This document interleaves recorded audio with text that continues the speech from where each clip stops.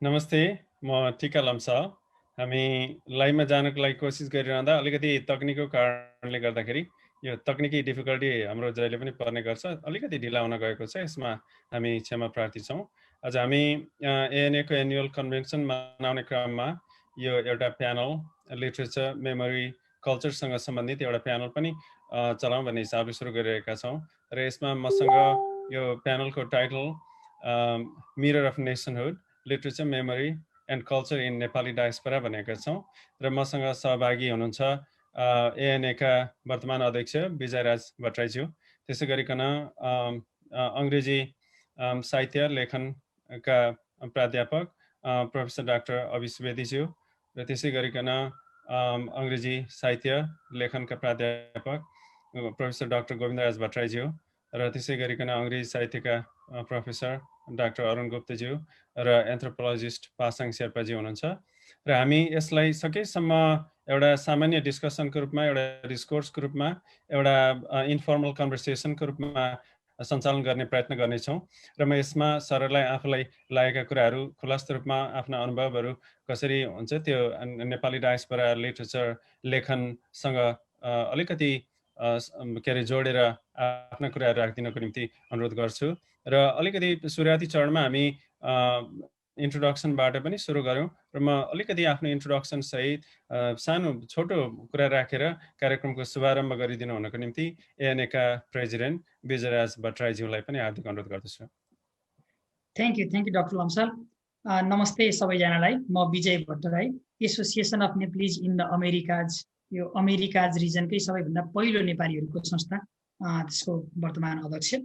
हामीले सन् 1983 देखि नै आजकै दिन पारेर इन्डिपेन्डेन्स डे, अमेरिकाको स्वतन्त्रता दिवसको अवसर पारेर चाहिँ 1983 देखि हरेक वर्ष जुलाई 4th विकेन्डमा चाहिँ हामी नेपालीहरूको दिनको रूपमा मनाउँदै आएका छौँ। त्यससँग सम्बन्धित रहेर हामी नेपालीसँग रहेका विभिन्न क्षेत्रहरूमा उत्तरी अमेरिकामा रहने विभिन्न खालका कार्यक्रमहरू गर्छौँ। आज मात्रै पनि यो 5औं कार्यक्रम हो। आज बिहान 8 बजीबाट हामीले कार्यक्रम सुरु गरेको। हरेक 2-2 घण्टामा चाहिँ एकपछि अर्को कार्यक्रमहरू भइरहेको छ। र यस कार्यक्रममा हाम्रो निमन्त्रणालाई स्वीकार गरेर आउनुहुने हाम्रा गुरुहरू, प्राध्यापक सरहरू, सिङ्गो नेपाली का माझ परिचय गराउनु पर्ने नाउँ होइन, तथापि नाउँ लिएर उहाँहरूलाई चाहिँ स्वागत गर्न चाहन्छु। चाहिँ प्राध्यापक डाक्टर अभी सुवेदी, त्यसै गरी अरुण गुप्तो र डाक्टर गोविन्द भट्टराईज्यू, प्रोफेसर डाक्टर गोविन्द भट्टराईज्यू, र अमेरिकामै रहनुभएका अर्की पासाङ शेर्पाज्यू, यहाँहरू सबैलाई म यो कार्यक्रममा स्वागत गर्न चाहन्छु। त्यसै गरी हाम्रो यो कार्यक्रम हेरेर संसारभरिबाट बसिराख्नुभएका सम्पूर्ण दर्शकहरूलाई पनि म यस कार्यक्रममा स्वागत गर्न चाहन्छु। अघि नै डाक्टर टिका लम्सालले भन्नुभयो, एउटा जीवन जगतलाई धेरै हिसाबले भोगेको, देखेको, देखाएको अनि आफूले देखाएका मान्छेहरूले गरेको, तिनको फिडब्याक सुनेको, समग्रमा भन्दाखेरि जीवनलाई यथेष्ट ढङ्गले भोगिसकेका मान्छेहरूलाई आज हामीले विशेष गरेर आजको यस कार्यक्रममा अतिथिका रूपमा निम्त्याएका छौँ। र हामी सँगसँगै अर्को एउटा युवा प्यानलिस्ट पनि हुनुहुन्छ, पासाङ शेर्पा। मतलब एउटा युवाको दृष्टिकोणबाट पनि जीवन जगतलाई कसरी हेर्ने र थुप्रै युवाहरू जन्माइसकेका चाहिँ व्यक्तित्वहरूको धेरै हिसाबले अनुभव बोकिसक्नु भएको, साँचोमा भन्दाखेरि एकदम पाकिसकेको, पूर्ण रूपमा परिपक्व मान्छेहरूले पनि जीवन जगतलाई हेर्ने कुराहरूलाई इन्फर्मली चाहिँ एउटा यो इन्फर्मली फर्मल प्रोग्राम हो। यसलाई सामान्य ढङ्गले मजाले गफ गर्दै तपाईँहरू सबै जो जहाँ हुनुहुन्छ, मजा साँझको समय छ, चिया कफी आफ्नो हातमा जे छ लिँदै बस्दै आनन्दसँग चाहिँ तपाईँले तपाईँको टेलिभिजनमा यो प्रोग्रामलाई हेर्न सक्नुहुन्छ। त्यस ढङ्गले चाहिँ डिजाइन गरिएको यो प्रोग्राम हो। फेरि पनि यहाँहरू सबैलाई हाम्रो निमन्त्रणा स्वीकार गरेर आउनु भएकोमा स्वागत गर्दै सम्पूर्ण दर्शकहरूको यहाँहरूको चाहिँ 2 घण्टाको समय निकै नै ज्ञानवर्धक हुनेछ। धेरै हामीले चाहिँ नयाँ कुराहरू, अनुभवहरू सुन्नेछौँ भन्ने मलाई लागेको छ। यी कुराहरू राख्दै हाम्रा एएनएको board of executive board member doctor Tika लम्सालजीलाई चाहिँ यो कार्यक्रममा अगाडि बढाउन अनुरोध गर्दछु। धन्यवाद। नमस्ते। हजुर, धन्यवाद विजयजी। अब यस पछाडि म आफ्नो परिचयको लागि अब छोटोमा, जस्तो मैले सुरुमै भन्दाखेरि भने, अब जस्तै यहाँहरू सबै आफ्नो क्षेत्रमा अत्यन्त प्रभावशाली ढङ्गले स्थापित व्यक्तित्वहरू हुनुहुन्छ र नेपाल भित्र र बाहिर बसेर नेपाली साहित्य, संस्कृति, समृद्धिको निम्ति धेरै ठुलो योगदान पुर्याउनु भएको छ आफ्नो लेखनहरू मार्फत। धेरै मैले परिचय पनि दिइराख्नु पर्दैन। तथापि आफ्ना कुराहरूलाई अलिकति अनुभवसहित हालेर नेपाल बाहिर रहँदा अथवा नेपाल बाहिर धेरै समय बस्नु भएको छ, कुनै कामको सिलसिलामा र केही समय अध्ययनको सिलसिलामा पनि बस्नु भएको छ र त्यस बखतमा आफूलाई कस्तो लाग्थ्यो, नेपालबाट बाहिर रहेर के अरे नेपाललाई अब्जर्भ गर्दाखेरि, नेपाललाई हेरिरहँदाखेरि आफूलाई कस्ता कुराहरू अनुभूतिहरू त्यतिखेर महसुस हुन्थ्यो, ती कुराहरू सहित छोटोमा 3-4 मिनटमा आफ्नो छोटो परिचय राखिदिनको निम्ति म अनुरोध गर्छु। म सुरु गरेँ हाम्रो पासाङ शेर्पाज्यूबाट, अनि म क्रमशः अरू प्यानलिस्टहरूमा जान्छु। पासाङ शेर्पाज्यू। Thank you, टिकाजी। सर्वप्रथम त यो कार्यक्रम आयोजना गरिदिनु भएकोमा धेरै धेरै धन्यवाद। ANA र हाम्रो वर्तमान प्रेसिडेन्ट ज्यू तपाईँलाई धेरै धेरै धन्यवाद। र टिकाजीले हामीहरू सबै यो प्यानलिस्टलाई यहाँ ल्याएर यसरी यो छलफल गराइदिनु भएकोमा, यो एउटा स्पेस खोलिदिनु भएकोमा चाहिँ धेरै धेरै धन्यवाद। म पासाङ याङजी शेर्पा, म अहिले सियाटलमा छु र मेरो आफ्नो विषयमा भन्नुपर्दा म काठमाडौँमा जन्मेर हुर्किएको र इन्टरनेसनल स्टुडेन्टको रूपमा चाहिँ 2004 मा यहाँ अमेरिकामा आएको थिएँ र त्यसपछि अध्ययनको सिलसिलामा म आइडाहो र आइडाहो पछि वासिङटन भएर त्यहीँबाट मैले ब्याचलर्स, मास्टर्स, PhD सकाएर एन्थ्रोपोलोजीमा, अनि कामको लागि चाहिँ म पेन स्टेट युनिभर्सिटीमा लेक्चरिङ गरेँ पहिला। त्यसपछि न्युयोर्कमा न्यू स्कुलमा गएर त्यहाँ चाहिँ पोस्टडकको रूपमा, रिसर्चरको रूपमा काम गरेँ र त्यसपछि चाहिँ यहाँ युनिभर्सिटी अफ वासिङटनमा चाहिँ नेपाल स्टडिज इनिसिएटिभ छ, त्यहाँ पनि मैले 1 वर्ष जति चाहिँ को-डिरेक्ट गरेको थिएँ त्यो प्रोग्राम। र अहिले सियाटलमा छँदै नै पेसिफिक लुथरन युनिभर्सिटीमा चाहिँ भिजिटिङ असिस्टेन्ट प्रोफेसरको रूपमा पनि काम गरेँ। र अहिले चाहिँ मेरो सबैभन्दा महत्त्वपूर्ण रोल भन्नु पर्दाखेरि चाहिँ म अहिले आमा भएको छु। लास्ट इयर छोरी जन्मेको र अहिले त्यसैमा म आमाको रोल चाहिँ अहिले एकदमै मजाले यो पेन्डेमिकको टाइममा चाहिँ स्पेन्ड गर्न पाएको छु। त्यसमा चाहिँ मलाई धेरै खुसी लागेको छ। र अब अरू कुराहरू त हामी यहाँ आज गफ गर्दै नै निस्किन्छन् होला। सो अहिलेको लागि चाहिँ त्यति नै, धन्यवाद। हजुर, धन्यवाद पासाङजी। म यस पछाडि आफ्नो कुराहरू प्रस्तुत गरिदिनको निम्ति प्रोफेसर अरुण गुप्त सरलाई रिक्वेस्ट गर्छु। आफ्नो परिचय सहित आफ्नो छोटो कुरा 3-4 मिनटमा राखिदिनु होला। म अहिले अमेरिकाको इलिनोयमा छोरी ज्वाइँ नातिनीलाई भेट्न आएको छु। यो कोभिडको सेकेन्ड वेभ सुरु हुनुभन्दा अलिकति पहिला इलिनोय ब्लुमिङटनमा छु र म त्रिभुवन युनिभर्सिटीमा सरको विद्यार्थी, अफिसरको विद्यार्थी पनि थिएँ। त्यसपछि सरसँग डिपार्टमेन्टमा पढाएँ पनि। त्यसपछि अहिले IACER भन्ने भनौँ MA MPhilको इन्स्टिट्युट छ काठमाडौँ, त्यहाँ पनि पढाउँछु अहिले र TUबाट त रिटायर भइसकेको छु।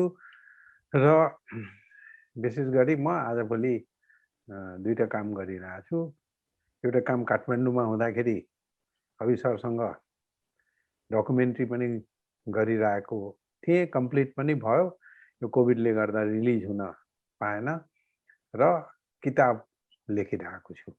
त्यो 2टा कुरा गर्छु र यहाँ पनि अहिले लेख्ने पढ्ने वातावरण धेरै राम्रो छ। अब जुलाईमा फर्केर जान्छु, तर अब मेरो भनौँ न गुरु साथी जे भने पनि अफिसरसँग मेरो धेरै एकदम नजिकको पारिवारिक सम्बन्ध जस्तै छ। त्यसैले धेरै कुराहरू गर्दाखेरि अफिसरको इमेज, अफिसरको कुराहरू आइरहेको छ र भट्टराई सर पनि अब त अर्कै रूपमा नजिक आउनु भएको छ र अहिले they have become grandfathers. Obviously म पनि भइसकेको छु। यही हो परिचय। टिका। हजुर, धन्यवाद अरुण सर। एकदम छोटो तर एकदम मिठो परिचय दिनुभएकोमा आफ्नो कुराहरूसहित म यसै प्रसङ्गमा फेरि प्रोफेसर डाक्टर गोविन्दराज भट्टराईज्यू समक्ष गएँ। छोटोमा आफ्नो परिचय यसै गरी राखिदिनु हुन अनुरोध गरेँ। धन्यवाद छ भाइ। म चाहिँ अब टिका भाइको जिल्लाबाटै आएको गाउँले मान्छे हुँ। काठमाडौँमा बिताएको धेरै भयो। हिजो अस्ति फोन गर्नुभयो, धेरै खुसी लाग्यो। यो डायस्पोरा विषयमा सामान्य मानिसहरूले जान्ने नजान्ने सबैले उठाएर यो बडो हुरी बतास चलेको बेलामा बौद्धिक सर्कलले, विद्वान भाइ बहिनीहरूले यसको कुरा उठाउनु भयो र मलाई हर्ष लाग्यो मात्रै भने उहाँलाई। अब म पनि विश्वविद्यालयबाट सेवानिवृत्त भएको 2-4 वर्ष जति भइसक्यो र अहिले म आफ्नो लेखन गरिरहेको छु।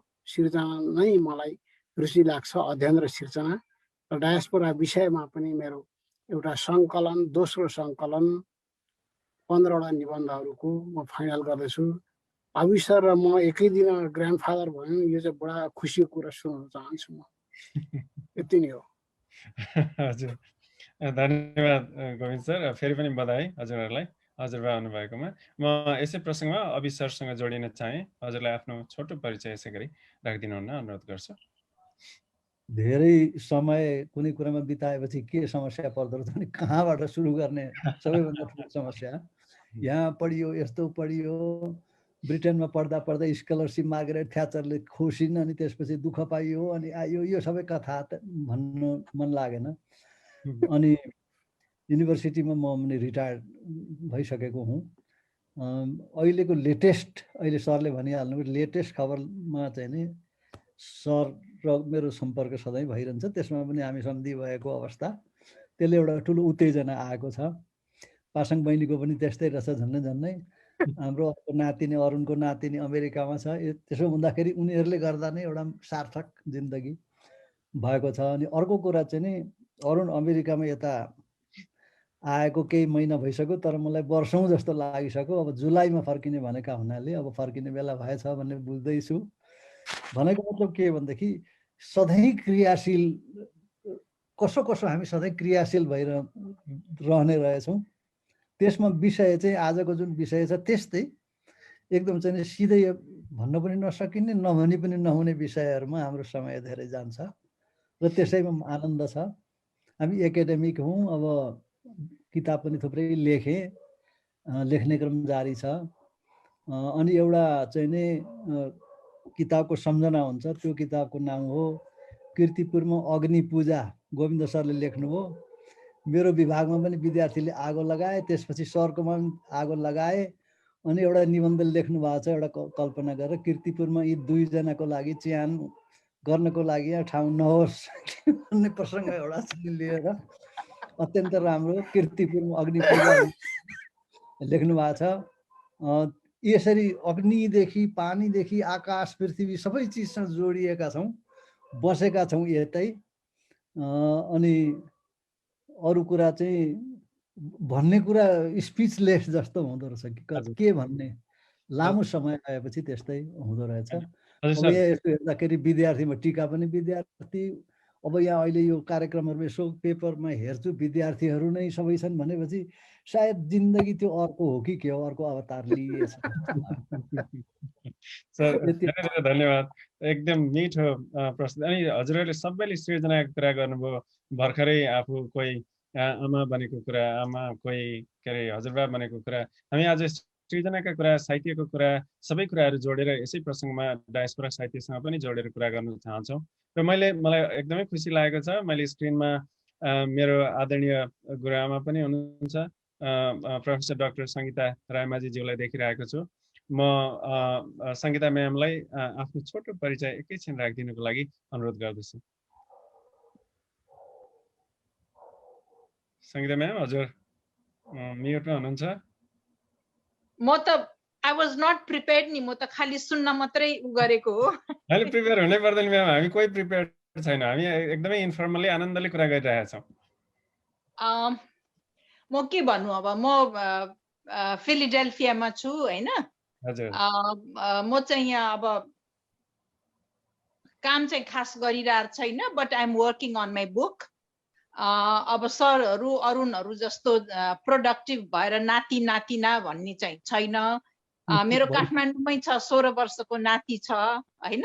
अब यहाँको छोरा बुहारीको चाहिँ नाति नातिना भएको छैन। They just got married. अनि म चाहिँ आएर यहाँ बसिरहेको छु। But I am writing a book, I am working on a book भनौँ न। त्यही हो मेरो परिचय त। I'll be here. म दसैँ सिद्ध्याएर मात्रै म फर्किन्छु। ए हजुर हजुर त्यति हो। हजुर धन्यवाद धन्यवाद म्याम छोटो परिचयको लागि। बेला बेला म म्यामका पछि पनि आउन सक्छु, फेरि भाग्न चाहिँ पाउनुहुन्न। अहिलेलाई म के अरे यही कुराहरूको सन्दर्भ जोड्न चाहेँ। र हामीले साहित्यको कुरा गर्दा, सृजनाको कुरा गर्दा कतिपय अवस्थामा अहिले भर्खरै हामी डायस्पोरा भन्न पनि कति विवादित भएर बोल्नुपर्छ। गोविन्दराज सरले त हामीले कुराकानीको सिलसिलामा पहिले पनि बताउनु भयो, होइन भाइ यो चाहिँ अलिकति कम्प्लिकेटेड बनाइएको छ यो डायस्पोरा भन्ने कुरा, डायस्पोरा साहित्यको कुरा। यसमा चाहिँ अब कतिपय मानिसहरूले यसलाई होइन इमिग्रेन्ट साहित्य, आप्रवासी साहित्य मात्रै भनौँ, डायस्पोरा भन्न मिल्दैन भन्ने खालका जिकिरहरू पनि राख्नु भएको छ भन्ने कुरा आएको छ। हामी यसमा अलिकति आज छिनाफानै त गर्ने कुरा हुँदैन, हामी आफ्नो आफ्नो कुराहरू राख्ने जमर्को गर्नेछौँ। जस्तो पासाङजीको आफ्नो एकदम एउटा रोबस्ट खालको रिसर्च छ उहाँले गर्नुभएको, स्पेसली इन्डिजिनियस वुमेन इन डायस्पोराको बारेमा। उहाँबाट हामी अत्यन्त त्यो सुन्नको निम्ति उत्साहित छौँ, उहाँका आफ्ना पर्सपेक्टिभ्सहरू। यसै गरी अरुण सरले पनि आफ्नो रिसर्चमा धेरै कुराहरू भित्रै बसेर भए पनि, काठमाडौँमा बसेर पनि धेरै पछिसम्म छुने खालका साहित्यिक के अरे कृतिहरू, संस्कृतिका धरोहरहरूको सम्बन्धमा अनुसन्धान गर्नुभएको छ। गोविन्दराज सरले बार पटक विभिन्न पत्र पत्रिकामा, आफ्ना किताबहरूमा डायस्पोरिक साहित्यको बारेमा अब उहाँ त आजभन्दा 4 दशक अगाडि मुगलानदेखि सुरुवात गर्नुभएको छ आफ्नो लेखनमा। अनि अभि सरले त्यसै गरिकन आफ्ना सबै खाले प्रस्तुतिहरूमा आफ्ना कुराहरू एडिनबरा रहँदाखेरिका, स्कटल्यान्ड रहेर पढ्दाखेरिका, अनि त्यस पछाडि आफूले लेखेका कविताहरू त्योसँग कसरी जोडिएर रहेका छन् र हामी कसरी बाहिर बसेर पनि आफ्नो भूगोलभित्रका परिवेशहरू कोट्याउँछौँ, त्यसमा छलफल गर्छौँ, रमाउँछौँ, अनि कहिलेकाहीँ के अरे दुराग्रह पनि का कुराहरू पनि जोड्छौँ भनेर हामी सुन्ने गर्छौँ। र यसमा आफ्नो तर्फबाट गरिरहेको कामका आधारमा हजुरहरूले व्यक्त गर्नु हुने कुराहरू आज हाम्रो लागि अत्यन्त के अरे लाभदायी हुनेछन्। र मैले पहिले पनि अलिकति उल्लेख गरेको थिएँ, जस्तो हामी डायस्पोराको कुरा गर्दा यसमा सलमान रुस्दीले बेला बेला हामी सलमान रुस्दीको प्रसङ्ग पनि उठाउँछौँ। त्यसमा इमेजिनेरी होमल्यान्ड्समा स्पेसली सलमान रुस्दीले चाहिँ एउटा ब्रोकन ग्लास इमेजलाई मिरर अफ नस्टल्जिया भनेर प्रयोग गर्नुभएको छ। र हामी साहित्य समाजको ऐना हो भन्छौँ, र साहित्यले कसरी समाजलाई प्रतिबिम्बित गर्छ भनेर त्यसको बारेमा कुराकानी गर्छौँ। र त्यसमा पनि सलमान रुस्दीको विचारलाई अघि सारेर हेर्ने हो भने त हामी साहित्यलाई प्रतिबिम्बित गर्ने सवालमा एउटा कुनै के अरे टुक्रा, काँचको टुक्राबाट, कुनै अवशेषहरूबाट त्यसलाई हेर्ने प्रयत्न गर्छौँ, र त्यसमा कति हाम्रो हेराइ कति सफल हुन्छ त्यति मात्र लिन सक्छौँ होला। त्यसदेखि बाहेक हामी सम्पूर्ण समग्रतामा त यसलाई हेर्न सक्दैनौँ जस्तो लाग्छ। र त्यसमा आफ्नो अनुभवका आधारमा केही कुराहरू राखिदिनु हुनको निम्ति म के अरे पासाङ शेर्पाज्यूबाटै सुरु गर्न चाहन्छु। कस्तो छ, हजुरले के पाउनु भएको छ यहाँ अनुसन्धान गर्दा, especially indigenous women in diaspora है, अनि त्यसमा अब त्यो खालको जीवन कसरी प्रतिबिम्बित हुँदो रहेछ, र यहाँ र उहाँ, हियर इन देयर भन्ने कुरामा हामी जहिले पनि प्रसङ्गहरू जोडेर हेर्छौँ। उहाँ आफ्नो अनुसन्धानको आधारमा के पाउनु भएको छ, कस्तो लाग्छ हजुरलाई? अघि पनि तपाईँले सुरुमा मलाई नै बोलाउनु भयो, यसपालि चाहिँ अरूलाई बोलाउनुहुन्छ होला भनेर आश गरेको थिएँ, तर ठिकै छ। मेरो आफ्नो रिसर्चको बारेमा भन्नुपर्दा अघि मैले त्यो चाहिँ भन्नुपर्ने थियो, अलिकति क्लियरली भन्यो भने राम्रो हुन्छ होला। मेरो आफ्नो रिसर्च चाहिँ मैले क्लाइमेट चेन्ज र इन्डिजिनिटी र शेर्पा डायस्पोरा भनेर त्यसरी 3वटा टपिकमा काम गरिरहेको छु। र यो शेर्पा डायस्पोरा भनेर हेर्दाखेरि चाहिँ मैले नेपालमा, इन्डियामा र अमेरिकामा गरेर अहिले तीनवटा ठाउँहरूमा चाहिँ कम्पेयर गरेर स्टडी गर्दैछु।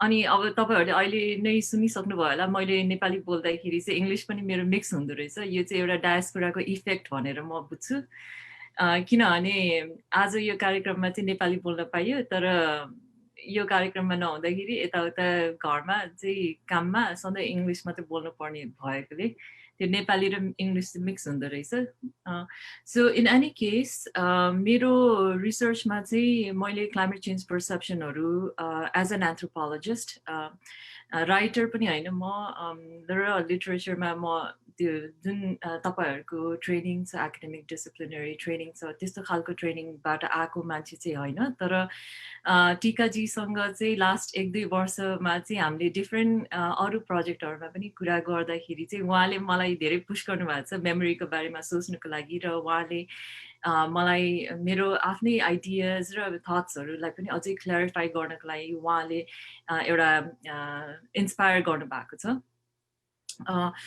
त्यो भन्दै मेरो रिसर्चमा मोस्टली चाहिँ म साइन्टिफिक इन्फर्मेसन र पोलिसी इन्फर्मेसनहरू पनि काम गर्छु तर यो आजको प्रेजेन्टेसनको लागि चाहिँ एकदमै रिलेटेड चाहिँ शेर्पा डायस्पोराको मेरो रिसर्च हुन्छ जस्तो लाग्छ त्यही भएर आज म त्यहाँबाट नै कुरा गर्छु र मैले शेर्पा डायस्पोरा भनेर कुरा गर्दाखेरि रिसर्च गर्दाखेरि चाहिँ मैले शेर्पा एउटा केस स्टडीको रूपमा लिए तापनि नेपाली डायस्पोरा नेपालीज र अर्को चाहिँ हाम्रो यो इमिग्रेन्ट पपुलेसनहरू नै कसरी बसिरहेको छ युएसमा भनेर त्यो तरिकाले पनि फर कम्पेरिजन कम्पेयर र कन्ट्रास्ट गर्नको लागि चाहिँ मैले त्यो एङ्गलबाट पनि सोचिरहेको हुन्छु सो शेर्पामा मात्र एकदमै फोकस भएर त आइसोलेटेड भएर त रिसर्च गर्न सक्दैन किनभने Sherpa is a Nepali community र Nepali community is South Asian community is Asian community यो युएसको पर्सपेक्टिभमा हेर्दाखेरि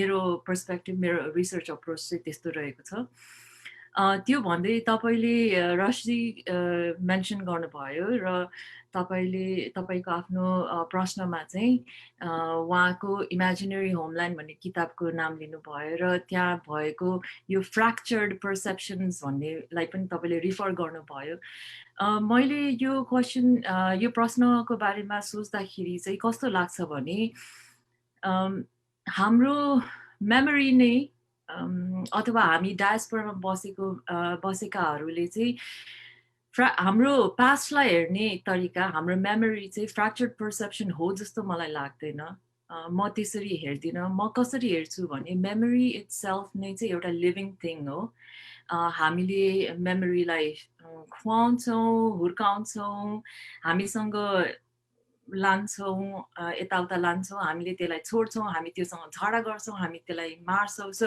इङ्ग्लिसमा भन्नु पर्दाखेरि चाहिँ memory is a living thing we feed it, we nurture it, we keep it beside us, we leave it, we fight with it, we kill it. So in a way we can think about memory as a living thing.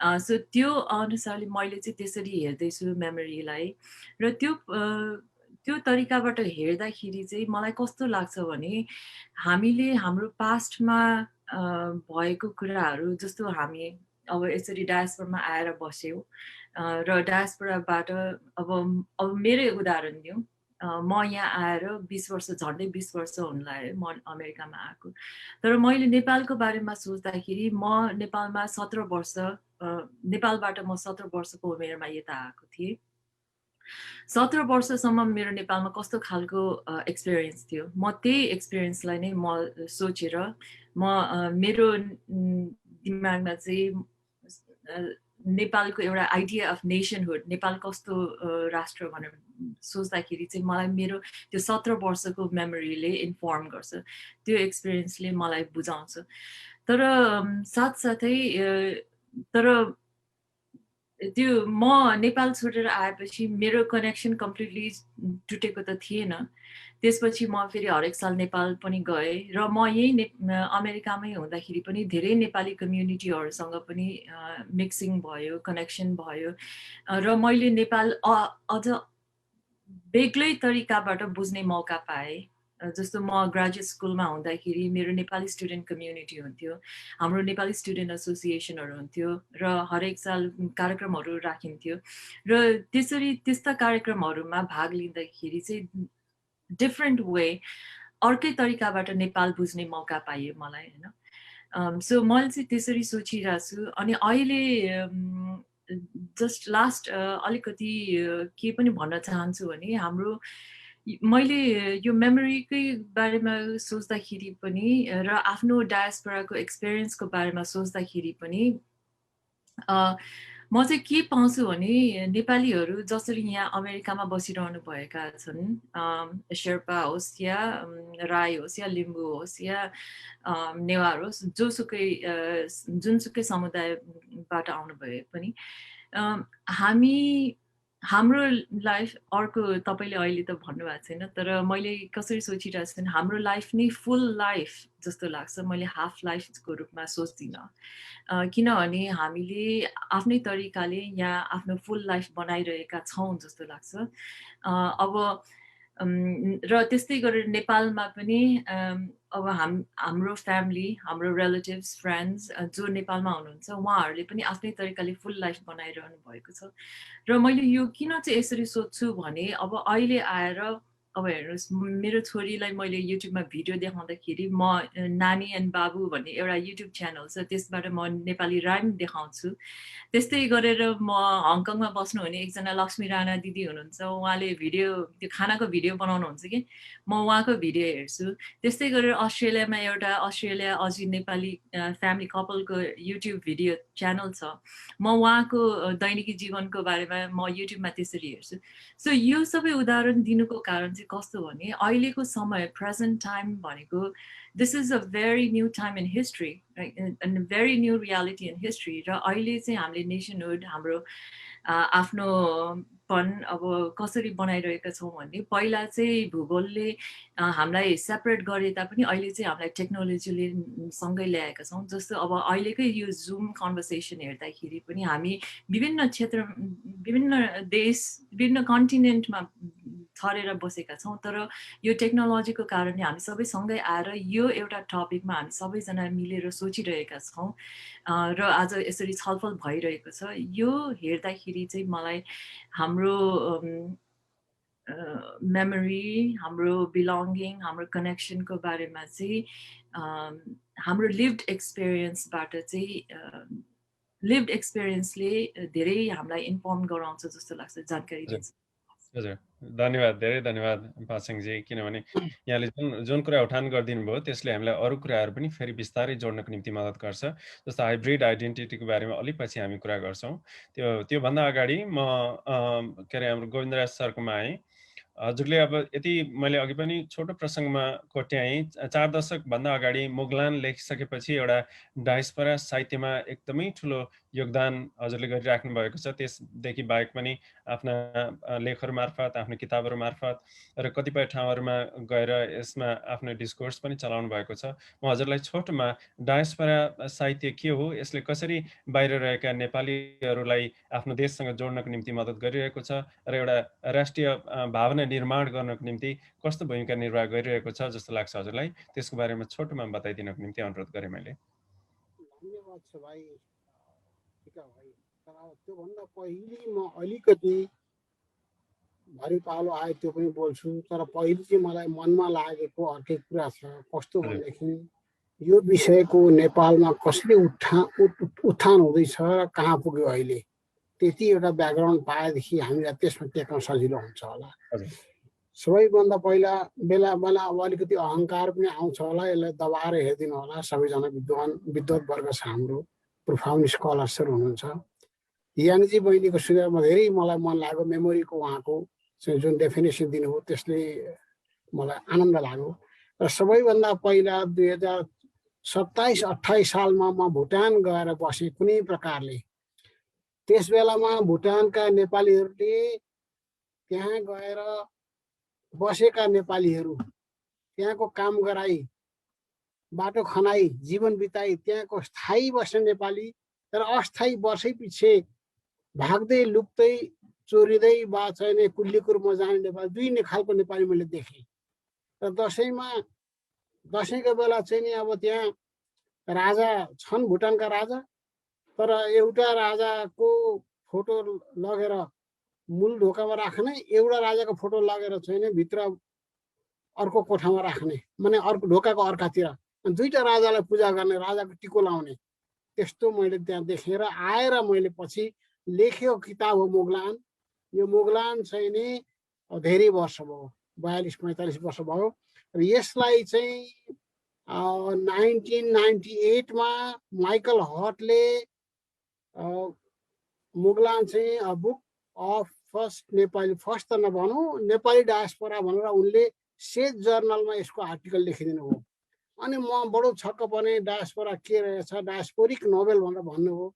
अनि त्यो article पढेर मैले गर्दै गर्दै मेरो interest त्यता गएर विगत 20-30 वर्षदेखि म यो कुरा पढ्दै आएँ। भारतमा जाँदा पनि पढेँ र पछि अरू अन्यत्र जाँदा पनि मैले यो अध्ययनहरू गरेँ। धेरै लामो बाहिर बसिनँ, घुमफिर मात्रै हो एउटा कुरा। र अनि बिस्तारै आएर चाहिँ हेर्दै जाँदा भारतको नेपालीहरूलाई धेरै छटपटी छ। अहिलेसम्म 3वटा किताब मात्रै लेखिएको छ, जस्तो इन्डियन नेपालीज भन्ने एउटा नामी किताब छ। यो चाहिँ इस्युज एन्ड पर्सपेक्टिभ भने टङ्क सुब्बा र एसी सिन्हा भन्नेले निकालेको। यसमा एउटा आर्टिकल डायस्पोरा भन्ने छ, अरू आर्टिकल अर्थकै छन्। भारतीय नेपालीहरूको एक्जिस्टेन्स के हो, कसरी बस्छन्, आखिर डायस्पोरा त त्यो नयाँ ठाउँमा बस्ने मानिसहरूको जीवनी हो। अनि त्यस पछाडि अर्को किताब चाहिँ मेरो यहाँ अहिले मिसप्लेस भएछ, Nepali diaspora in a globalised era भन्ने चाहिँ टङ्क सुब्बा र एसी सिन्हाले निकालेको यो किताब चाहिँ रुटलेजको बडो राम्रो छ। यसमा चाहिँ प्रायः आर्टिकलहरू नेपाली डायस्पोरा इन इन्डिया भन्ने विषयमै लेखिएका छन्। त्यसले अलिकति हलचल ल्यायो 2017 को किताब। अनि त्यसपछि 2018-19 मा 2 वर्ष अगाडि यो किताब आयो। यो चाहिँ एउटा साह्रै नै भव्य किताब छ र यसमा चाहिँ global Nepalese religion culture and community in a new and old diaspora भनेर यसले न्यू डायस्पोरा छ नेपालीहरूको, ओल्ड डायस्पोरा छ नेपालीको र लेबर डायस्पोरा छ। 3 खालको डायस्पोरा यसले स्पष्ट पारिदियो। यो ग्रन्थले गर्दा हामीलाई हेर्ने दृष्टिकोण धेरै राम्रो भयो कि डायस्पोरा यो हो होइन भन्ने कुरा विद्वानहरूले गरे। साथै कनेक्टिङ विथ इमिग्रेन्ट्स भनेर चाहिँ यसमा पनि आयो। अ ग्लोबल प्रोफाइल अफ डायस्पोराज भनेर नेपालको पनि यसमा वर्णन आयो, कहाँ कहाँ गएका को डायस्पोरा। त्यस कारणले अरू विद्वानहरूले, विदेशका विद्वानहरूले नेपाली डायस्पोरा बारे एउटा स्ट्रिम लाइन गर्दै बनाउँदै लगेका छन्। र नेपालमा चाहिँ अब यो सुरुमा ल्याउन अलिकति गाह्रो भयो। 2008 मा मैले होमनाथ सुवेदीको एउटा किताबमाथि भूमिका लेखेँ, उहाँको उपन्यासमाथि अमेरिकाकै। यहाँ आएर नेपाली एमए कोर्समा राख्यो, 1-2 वर्ष चल्यो पनि। त्यस पछाडि डायस्पोरा जान्ने अरू विद्वानहरू निस्केर त्यसलाई उडाइदिए, यो हुन सक्दैन भनेर। यो बडा गाह्रो छ यहाँ। अनि गर्दै गर्दै अरू किताबहरू गर्दै गर्दै र मैले चाहिँ क्रमिक रूपले डायस्पोरा सम्बन्धी अध्ययनको रुचि बढ्दै गएकाले गर्दा आजभन्दा 5 वर्ष अगाडि डायस्पोरा सिद्धान्त र समालोचना भन्ने एउटा पुस्तक तयार पारे, सक्दो अध्ययन गरेर। यस पुस्तकमा चाहिँ नि डायस्पोराको एउटा सिद्धान्त अनि समालोचना, साहित्यिक समालोचना कस्तो हुन्छ भन्ने दृष्टान्त दिएर केही नेपाली किताबहरू लिएर र विश्वको दृष्टान्त दिएर लेखेँ। नेपाल एकाडेमीले यो छापो र नेपालमा अध्ययन गर्ने गराउनेहरूको निमित्त एक किसिमको पहिलो किताब नै यो भनेर भन्नुपर्दछ। र अरू भाइहरूले पनि गर्नुभयो। बेलायतमा रहेका 2 जना भाइ डायस्पोरा सिद्धान्त रचना र समालोचना भनेर 2 जना रक्ष राई र मिजाज तेम्बेले पनि लेख्नुभयो। यसरी हामीले यो डिसिप्लिनलाई अगाडि बढाइरहेका छौँ। र सबैभन्दा पहिला त यो ठुलो किताबमा उत्तराधुनिक विमर्श भन्ने किताबमा यसमा 90 पेज जति मैले डायस्पोरा सिद्धान्त के हो र यसमा नेपाली साहित्यमा कुन किताब डायस्पोरिक सेन्स भएको कस्तो छन्, के केलाई गर्नुपर्छ भनेर, अनि साथै चाहिँ हाम्रो भिएस नैपालको हाफ लाइफलाई पनि हामीले लामो एउटा समालोचना गरेको छु। यो सबै एउटा उदाहरणहरूबाट अलिअलि अगाडि बढेको छ। र अन्त्यमा अहिले 3 जना स्कलरहरू निस्कनु भएको छ। धरानको डाक्टर रामजी तिमसिनाले नेपाली डायस्पोरिक पोइट्री भन्नेमा पिएचडी गर्नुभयो। त्यसको निर्देशक भएर पहिलोपल्ट नेपालबाट मैले गर्न सकेँ र पछाडि त्यसलाई पार लगाउने काममा अविसरले गर्नुभयो। र यहाँ अहिलेको जुन जीवलालजी हुनुहुन्छ, अहिलेको नेपाली इङ्ग्लिसको हेड, उहाँले पनि एसियाको, अस्ट्रेलियाको, अमेरिकाको, अफ्रिकाको 5वटा महादेशमा माइग्रेट हुने सिफ्ट हुने पपुलेसनलाई लिएर डायस्पोरिक कम्युनिटी सिधै नभएर एउटा माइग्रेन्ट कम्युनिटीको एउटा आइडेन्टिटीको परिचयको चाहिँ समस्या के हो त्यसमा विद्यावारिधि गर्नुभयो। भावना पोखरेलले पनि केही नेपाली लेबर माइग्रेन्ट र अरूलाई लिएर डायस्पोरिक स्टडी गरिन्। यो तीनटामा पार लगाउने अन्तिमको एउटा शिक्षा मन्त्र दिने त अफिसर हुन्थ्यो, तर उनीहरूलाई ठेल्ने गर्ने अगाडि बढाउने म रहेँ। त्यसकारण यी सानो थोरै अनुभवका भरमा हामी डायस्पोरा राइटर भएर यत्रो कसिएर बसेका छौँ यहाँ। र अब चाहिँ यो धन्य छ यो उसलाई कोरोना काललाई यो 1.5 वर्षमा मैले 15वटा निबन्ध डायस्पोरा विषयका यो चाहिँ फिजीदेखि लिएर थाइल्यान्डदेखि लिएर हङकङदेखि लिएर भारतवर्षदेखि लिएर भारतवर्षका साथीहरूले अझै मानेका छैन, मान्न अलि उनीहरूलाई गाह्रो भएको छ। हामी हाम्रै देश हो डायस्पोरा होइन भने बुरुक्क उफ्रिन्छन् त्यहाँ जाँदाखेरि गाह्रो छ। र अरू देशका अमेरिकी यी सबैको सिद्धान्तहरू लिएर जीवन स्थिति हेरेर 15वटा निबन्ध लेखेको छु। ती आएपछि मेरो दोस्रो किताब हुनेछ डायस्पोराको र अलिकति यसलाई फरक पार्नेछ। धन्य छ भाइ। हजुर धन्यवाद सर, यति छोटो समयमा यति लामो आफ्नो अनुसन्धानको बारेमा डायस्पोरा सिद्धान्त सम्बन्धी प्रस्तुति दिनुभएकोमा म अरू त्यसमा जोडेर पछि सरलाई अरू कुराहरू ल्याउने नै छु। त्यसभन्दा अगाडि छोटोमा म अरुण सरसँग पुग्न चाहेँ।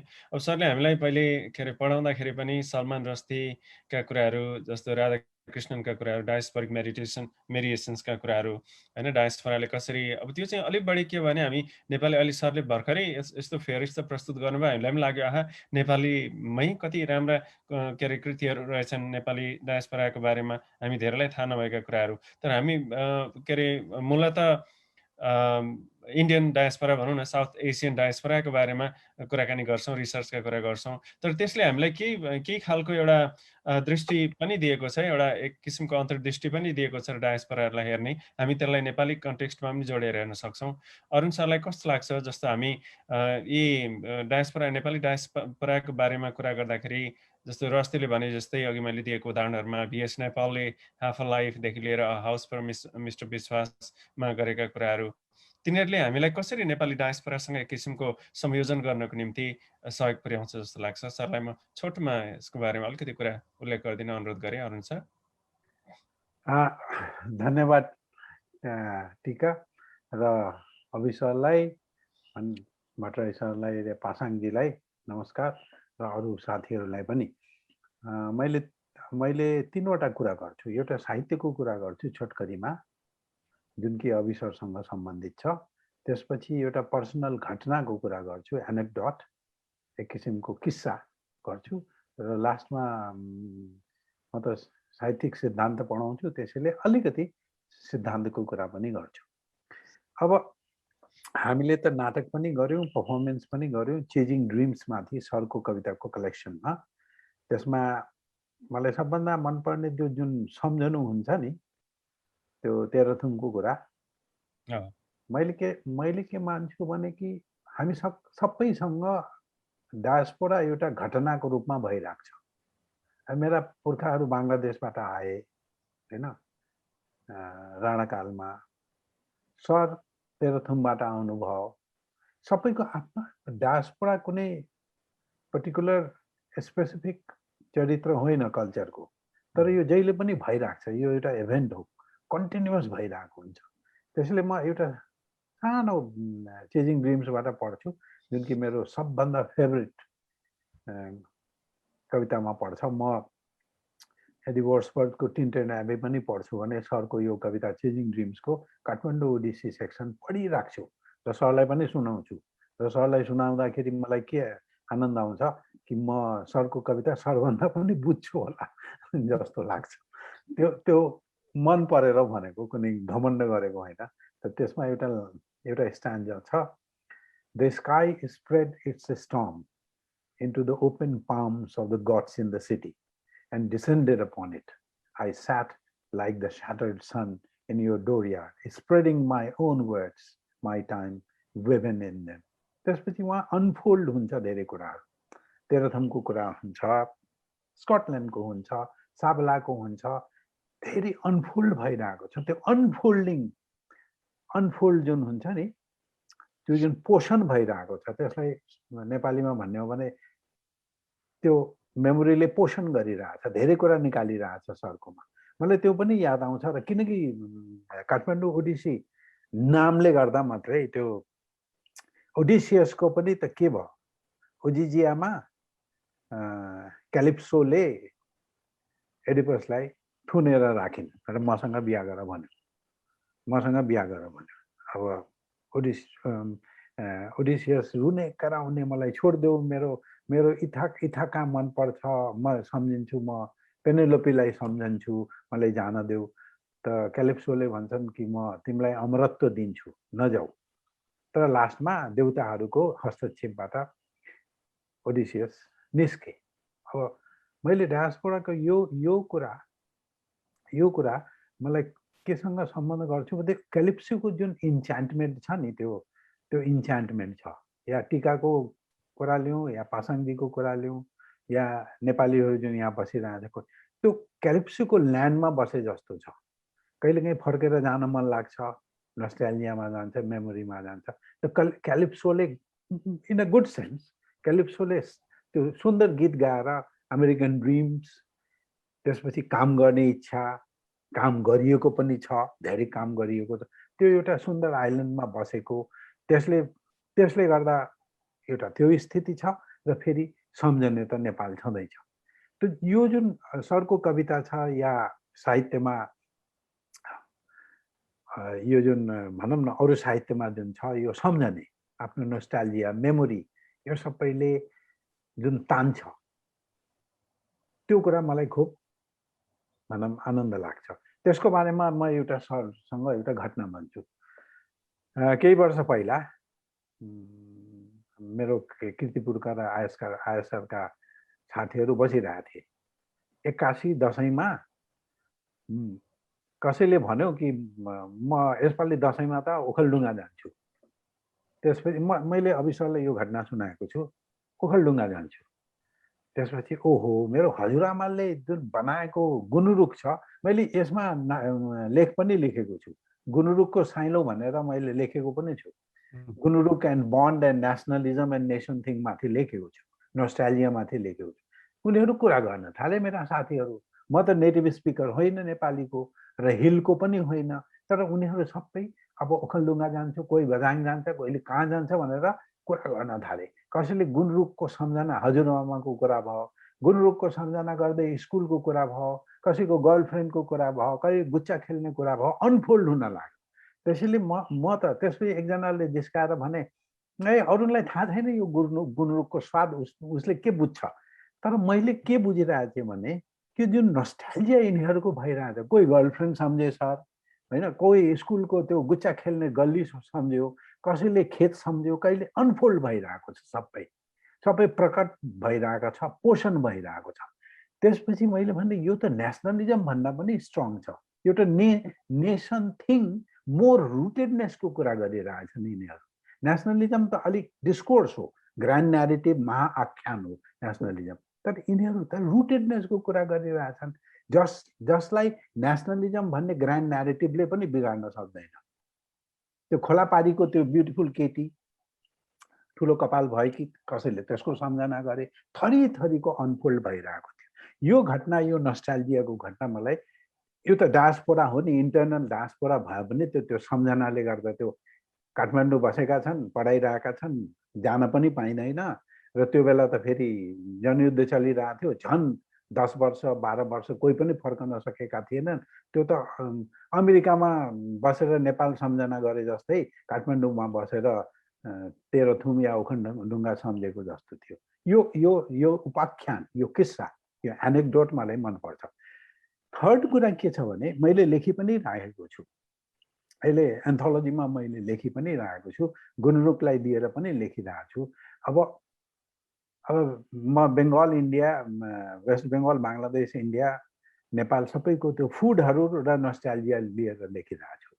जस्तै बेङ्गलीहरूको हिल माछा छ, नेपालीहरूको हिल नेपालीहरूको गुन्द्रुक छ, या मैथिलीहरूको ठेकुवा छ, या भनौँ न कोही छन् माडीबाट छन् माछा पुच्छ्रे सम्झेको त्यो खेतबाट ओभरलुकिङ माछा पुच्छ्रे सम्झेको छ, कसैले खोलापारीको साथीलाई सम्झेको छ, कसैले मलाई अचम्म के लाग्यो भने एउटा सर एकजना साथी अमेरिकाका साथी नै भनिरहेको थिए, नाम भन्दिनँ, उनले के भने मेरो सम्झना सैयौं थुङ्गा फुल भन्ने राष्ट्रिय गीतबाट छैन, मेरो सम्झना श्रीमान गम्भीरबाट नेपालको छ। That doesn't mean that he is an उसले के भन्छन्, म रोयलिस्ट होइन, मोनार्किस्ट होइन, तर म स्कुलमा त त्यही गीत, त्यसैले त्यो गीतले मलाई अनफोल्ड गर्छ धेरै कुरा। मेरो साथीहरूको मेरो त्यो भन्छ कि त्यो प्रभात फेरि हुँदाखेरि मिठाई बाँडिन्थ्यो, त्यो लोकल मिठाई, पहाडको मिठाई बाँडिन्थ्यो, सेलरोटी जस्तो बाँडिन्थ्यो, त्यो गीतले मलाई सेलरोटीको सम्झना गर्छ। ऊ रोयलिस्ट होइन, ऊ मोनार्किस्ट होइन, एकदमै डिसलाइक गर्छ मोनार्कीलाई, तर पनि भन्छ मेरो सम्झनामा त श्रीमान गम्भीर छ। म त 20 वर्ष भयो 15 वर्ष भयो म त गएकै छैन नेपाल, बिचबिचमा जान्छु, त्यसैले त्यो सैयौं थुङ्गा फुलका त्यो मेरो लागि होइन, मेरो लागि इमेज त्यो भन्दाखेरि मैले जब यो डायस्पोरा सम्झना, आफ्नो राष्ट्र नेसन थिङ सम्झँदाखेरि मैले फेरि एउटा कुरा के हेरेँ भने यो जुन सम्झना छ सानो सानो कुराहरूको रुटेडनेसको सम्झना छ, यो नेसनलिजम भन्दा राष्ट्रियता भन्दा फरक छ। नेसनलिजम त आधिकारिक हुन्छ, शासकीय हुन्छ, अथोरिटेटिभ हुन्छ, पोलिटिकली एक्सपेन्सिभ हुन्छ, इमोसनल, साहित्यमा धेरै इमोसनल हुन्छ, पोइट्रीमा धेरै आँसु बगाएको हुन्छ, टियरफुल हुन्छ, कहिलेकाहीँ के हुन्छ भने कमान्डिङ आदेशात्मक हुन्छ, मिलिट्रीको पोइन्ट अफ भ्यूबाट हेऱ्यो भने निरङ्कुश शासनको पोइन्ट अफ भ्यूबाट हेऱ्यो भने धेरै कमान्डिङ हुन्छ, कहिलेकाहीँ साहित्यको भाषा रेटोरिक हेऱ्यो भने फासिस्ट पनि हुन्छ, इमोसनल पनि हुन्छ, कहिलेकाहीँ प्याट्रियार्कल पनि हुन्छ यो नेसनलिजम, कहिलेकाहीँ motherly in love and affection पनि हुन्छ, फेरि टेरिटोरीको कुरा आयो भने एग्रेसिभ पनि हुन्छ। त्यसले यो जुन नेसनलिजम भन्ने यो सम्झनाले जुन यो नेसनलिजमले एउटा महाआख्यान गर्छ, कन्स्ट्रक्ट गर्छ, तर यो जुन टिकाले सम्झेको आफ्नो गाउँको, टिकाले आफ्नो धरतीको कुरा सम्झेको यो रुटेडनेस मलाई मनपर्छ। यही रुटेडनेसको कुरा सर आफ्नो कविताहरूमा धेरै गर्नुहुन्छ। आमाको सम्झना गर्नुहुन्छ, घाम खेलेको सम्झना गर्दै इतिहासको कुरा लेख्नुहुन्छ। सरको कविता यदि राम्ररी पढियो भने यो घाम भन्ने सम्झनाले गर्दा डाइरेक्ट घाम पर्छ नि, त्यो होइन, एउटा कुनै रुफमा पाल्छ, त्यसबाट घाम पर्छ, मदरको सम्झना गर्नुहुन्छ, त्यो मदरबाट अनफोल्ड गर्नुहुन्छ नेपाली इतिहासको। त्यो यो जुन रुटेडनेस छ, जुन कि ओडिसियसको पनि त्यही छ, उसले हाय इथाका मेरो पेनेलोपी हाय इथाका भनेर जुन सम्झिरहेको छ, मैले साहित्यमा त्यो हेरेर यो कुराहरूमा म नेपाल बङ्गलादेश मेमोरी स्टडिजमा पनि काम गरिरहेको छु। बङ्गलादेशका केही स्कलरहरूसँग, विद्यार्थीहरूसँग र नेपालीसँग काम पनि गरिरहेको छु मेमोरी, नस्टाल्जिया, नेसनहुड, डायस्पोरामा। त्यसले म धेरै परिपक्व एक्सपर्टको रूपमा त काम गरेको छैन, तर अहिले एक्सप्लोर गरिरहेको छु। धन्यवाद। हजुर, धेरै धन्यवाद अरुण सर। कस्तो सजिलो बनाइदिनु भयो मलाई अरुण सरले। म यो प्रसङ्ग, किनभने अभि सरको कुरालाई ल्याएर, कवितालाई ल्याएर नस्टल्जियाको कन्सेप्टलाई यति राम्रो गरी उजागर गरिदिनु भयो। अब मैले यो प्रश्नमा केही भूमिका बाँध्नै परेन, म यसपछि सिधै अभि सर कहाँ प्रवेश गर्न चाहेँ। हजुरले यही प्रसङ्गलाई जोडेर आफ्नो नस्टल्जिया हामी क्रिएट गर्छौँ, बाहिर बसेकाहरूले कसरी क्रिएट गर्छौँ भने अहिले सरले कस्तो राम्रो उदाहरण दिनुभयो। हामी जहाँ बसे पनि त्यो रुटेडनेसलाई ल्याउँछौँ अनि हाइब्रिडिटीको कुरा गर्छौँ। अघि पासाङजीले थोरै छुनुभयो, अनि मैले अलिकति प्रसङ्ग पनि उठान गरेको थिएँ सुरुमा। यो हामी के अरे एउटा छ नि, यो के अरे श्री 420 भन्ने मुभी, हिन्दी मुभीमा राज कपुरले मेरा जुत्ता है जापानी, ए पतलुन इङ्ग्लिस्तानी, होइन, सर पे लाल टोपी रुसी, फिर भी दिल है हिन्दुस्तानी भन्दै गाउँदै हिँडेको त्यो कविता 1955 मा। मैले त अस्ति एकपटक एउटा प्रसङ्ग आउँदा भन्थेँ, त्यो जमानाको मुभीमा यो खालको एउटा हाइब्रिडिटीको कन्सेप्ट भने त्यतिखेर पनि त्यो बेला पनि त्यसरी निकालिसकेको हुँदा अहिले हाम्रो परिवेश पनि करिब करिब त्यस्तै मिल्दोजुल्दो नै छ। अनि त्यसमा अब सरले आफूले भएका आफ्ना अनुभवहरूको आधारमा र अहिले अरुण सरले उजागर गर्नुभएका केही प्रसङ्गहरूलाई कोट्याएर अभि सरले केही कुराहरू यसलाई अलिकति खुलस्त पारेर जोडिदिनुहुन्छ भन्ने आशाका साथ म सरतिर लागेँ। अहिले अरुणले जुन एउटा नयाँ ढोका खोलिए यो विषयमा बस्नुभन्दा अगाडि यहाँ अहिलेसम्म भएका छलफलहरूमा 3वटा प्रष्ट चित्रहरू आए। डायस्पोरा एउटा विषय, स्कलरसिपको विषय, अनुसन्धान रिसर्चको विषय हो, जुन चाहिँ नेपालमा गोविन्द सरले देखिहाल्नुभयो अघि नै, त्यसमा दोहोऱ्याउन चाहन्न। उहाँले आफै उपन्यास लेखेदेखि लिएर पछि अहिलेसम्म पनि काम गरिरहनु भएको अवस्था र अरू बाहिरका पनि जोडेर सबै एउटा कम्प्लिट बिब्लियोग्राफी नै हामीलाई देखाउनु भयो। र गोविन्द सर चाहिँ के गर्नुहुन्छ भन्दाखेरि डायास्पोरिकहरूसँग गएर तिनलाई उजागर गरेर उनका मेमोरीसँग खेलेर अनि लेखिदिनुहुन्छ। त्यसमा उहाँका र मेरा धेरै जसो लिम्बूहरू पर्छन्। उहाँका रैतीहरू धेरै लिम्बूहरू बेलायतमा छन्, भूतपूर्व गोर्खा, बाबुले सबै। त्यस कारणले त्यो एउटा एस्पेक्टमा उहाँले आफै उपन्यास त्यो समयमा लेखेर अनि जुन एउटा बल्क बनाउनु भयो, अहिले पनि यो उसको समयमा लेखिराखेको छु भन्नुभएपछि स्कलरसिपको कुरा लिएर आउँदाखेरि त्यहाँनिर त्यति धेरै काम गरिसक्नुभयो र ती कृतिहरू चाहिँ बाहिर बस्ने नेपालीहरूको बिचमा कसरी पुग्छन् त्यो मलाई थाहा छैन। हिजो आज यो इन्टरनेटको पिडिएफको सिस्टम पनि छ के अरे त्यस्तो एउटा। अनि अर्को कुरा अरुणले मलाई ट्रिगर गरेको विषयमा जानुभन्दा अगाडि पासाङ बहिनीकोले एउटा बहुत महत्त्वपूर्ण कुरा गर्नुभयो, जुन चाहिँ सलमान रुस्दीले पनि गरिराखेका छन्। त्यो कुरा अहिले अरुणले पनि गरे। त्यो कुरा के भन्दाखेरि डायस्पोरिक भएर विशृङ्खलित, टर्न, होइन, डिसमेन्टल, सधैँ चाहिँ इनएडेक्वेट हुने जुन एउटा किसिमको परिभाषा छ त्यो गलत हो, त्यो छैन भन्नुभयो उहाँले। त्यो साह्रै महत्त्वपूर्ण कुरो।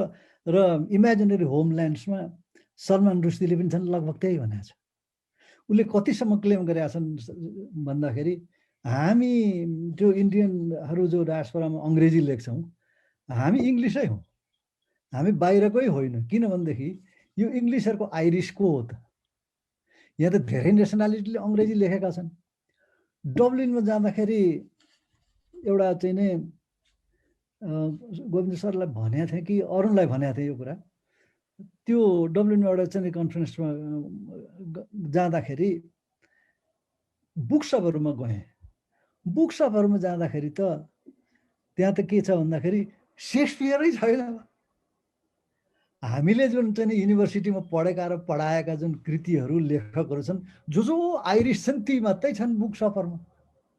सकिँदै परेँ मैले अरुणलाई आएर सिधै भने यो यस्तो आश्चर्य देखेँ भन्दाखेरि उनीहरू चाहिँ कस्तो कस्तो किसिमको नेसनलिजम, एउटा आफ्नो त्यो आखिर हुन त ट्रेडिसन त्यही हो। अब एउटा उखान छ नि, the same people divided by the same language भने जस्तो, त त्यसमा छैनन्।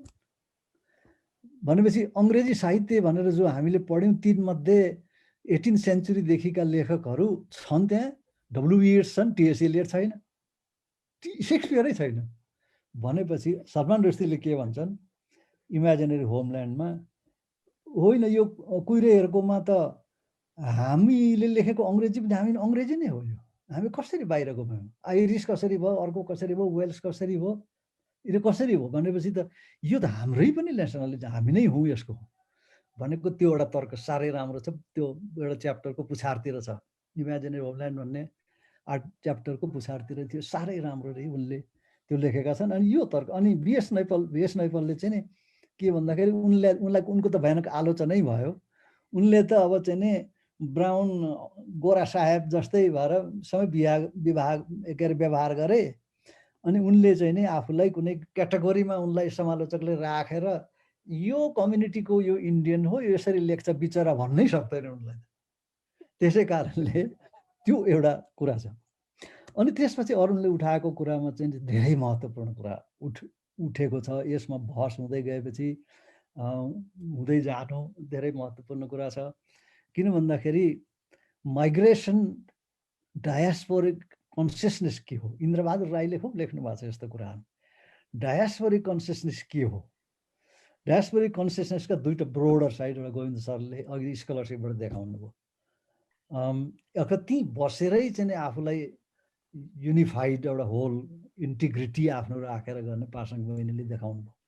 अरूले एउटा अर्को खोले, त्यो खोल्दाखेरि त्यो कस्तो भन्दाखेरि यो माइग्रेटरी भावना डायस्पोरिक फिलिङ त एउटा कुनै ठुलो क्याटेगोरीमा राखेर मान्छे कहाँ बस्छन् मात्रै भनेर वर्गीकरण गर्ने विषय नै होइन। भन्दाखेरि मेरो त्यो यो काठमाडौँ ओडिसीको उदाहरण दिए हामी धेरै छलफल गर्छौँ, त्यही मैले सुनेका र हाम्रा छलफलका विषय मध्येबाट पर्यो। एउटा सानो प्रसङ्ग जोड्न चाहन्छु। 1995 तिरको कुरा हो, के अरे 95 तिर इटलीको रकफेलर फाउन्डेसनको बेलाजियो सेन्टरमा 1.5 महिनाको लागि मलाई स्कलरसिप भयो र म त्यहाँ जाने छाने। त्यहाँ चाहिँ गएर के गर्नुपर्ने भनेदेखि एउटा किताब लेख्नुपर्छ, एउटा किताब लेख्नुपर्छ भन्ने एउटा रिक्वायरमेन्ट त्यसमा छ। अनि त्यो साह्रै इन्ट्रेस्टिङ एक्साइटिङ प्रोजेक्ट हो। धेरै राम्रो राम्रा चाखलाग्दा मान्छेहरू भेटेँ जोसँग अहिले पनि सम्पर्कमा छु। एकजना यति बुढा भइसके कि लेख्छन् चिठी, त्यो छ। अनि जाने बेलामा अरुणले के भने उनको एउटा प्रोजेक्ट थियो। अरुणको त्यो प्रोजेक्ट के थियो भने एउटा यस्तो कविता लेख्नु, यहाँको एउटा चेतनाहरू राखेर कविता लेख्नु, जुन कविता भोलि म गएर मञ्चन गर्न चाहन्छु अङ्ग्रेजीमा भनेर अरुणले बेलाजियोमा जाँदाखेरि मैले लेख्ने किताब यो काठमाडौँ ओडिसी भन्ने यो प्रोजेक्ट अरुणले लगाएका मलाई। त्यो लिएर म गएपछि त्यहाँको परिवेश वातावरण घुम्दै फिर्दै त्यहाँ बस्दै स्कलरहरूसँग छलफल गर्दै विभिन्न लेखकहरूसँग छलफल गर्दै गर्दै जाँदाखेरि लेख्न थालेँ। एकान्त छ, तल विशाल कोमो लेक छ। त्यो कोमो लेकलाई चाहिँ नि माथि कविता लेखेर यहाँ नेपालमा साथीहरूलाई पनि पठाएँ। त्यो चाहिँ नि त्यो पनि जोड्दै जोड्दै यति इन्स्पायर भएँ। अब म के लेख्न थालेँ त भन्दाखेरि अरुणले ठ्याक्क भनेपछि म पनि एउटा डायस्पोरिक विदिन नेपालको चेतनाले लेख्न थालेँ। म जन्मेको तेह्रथुमको सावला सहरबाट धेरै टाढा छैन त्यो ठाउँ। 1-2वटा खोला तर्नुपर्छ, त्यसो भन्छौँ हाम्रो उतातिर। अहिले त मोटरले एकैछिनमा पुर्याउँदो रहेछ। त्यो चेतना बिग्रेर गडबड भएको छ अहिले। अनि त्यस पछाडि कहिले त्यो लेख्छु, कहिले कहाँको लेख्छु, कहिले कहाँको लेख्छु। त्यहाँ हुँदाखेरि त म त के रिकल गरिराखेको छु भन्दाखेरि स्पेसेसहरू पो रिकल गरिरहेको छु, ठाउँहरू रिकल गरिरहेको छु, त्योसँग घुम्दै गरेको अवस्था रिकल गरिरहेको छु। हामी त यस्तो ठाउँमा जन्मियौँ र यस्तो ठाउँमा हुर्क्यौँ जस्तै लिम्बुवानमा। त्यस कारण म अर्धलिम्बू हुँ, गोविन्द सर पनि अर्धलिम्बू। हामीलाई त्यो संस्कृति यति प्यारो छ, लिम्बूको संस्कृति गर्दाखेरि त के हुँ कसो हुँ भन्ने कुरा। आमाले सानैमा चाहिँ बङ्गाली सिकेर 10 वर्षको केटीले को 46 वर्षका मेरा बासँग बिहा भएर राणाको एउटा कर्मचारी अनि बिहा गरेर लगेपछि आमालाई चाहिँ के गर्नु भने होइन यो केटीलाई पढायो भने त मलाई काम दिन्छ लेख्न ओर्न भन्छ। अनि दार्जिलिङतिरबाट तिवारी गुरु भन्नेलाई ल्याएर पढाउँदाखेरि संस्कृत पनि पढाइदिनु भयो, बङ्गाली पढाइदिनु भयो सबै। त्यो बेला महिलाहरू इलिटरेट भएको बेला मेरो आमा त बङ्गाली पढ्न थाल्नु भयो। अहिले पनि म बङ्गाली पढ्छु किनभने आमाले पढेको देखेको छु। यहाँ महाभारत छन्, अरुणले कलकत्ताबाट आमाले पढेका बङ्गालीका महाभारत हराएको थियो, ल्याइदिएका छन्। गर्दाखेरि एक किसिमको प्रष्ट नभएको नेसनलिजम किसिमको आइडेन्टिटी, कुनै बङ्गालीको, बङ्गाली त होइन तर आइडेन्टिटी अहिले पनि पढ्छु, अहिले पनि महाभारतका श्लोकहरू भन्छु, बङ्गलादेशमा जाँदा साथीहरूलाई छक्क पार्छु। भनेपछि त्यो पनि जोडियो, जोडिँदै जोडिँदै जाँदाखेरि त्यो कविताको कुरा गर्दैछु। अनि काठमाडौँ ओडिसी नै मेरो के हो भन्दाखेरि काठमाडौँ आएँ, आउनुभन्दा अगाडि मैले पढ्नु ओर्नु सबै उतै गरेँ।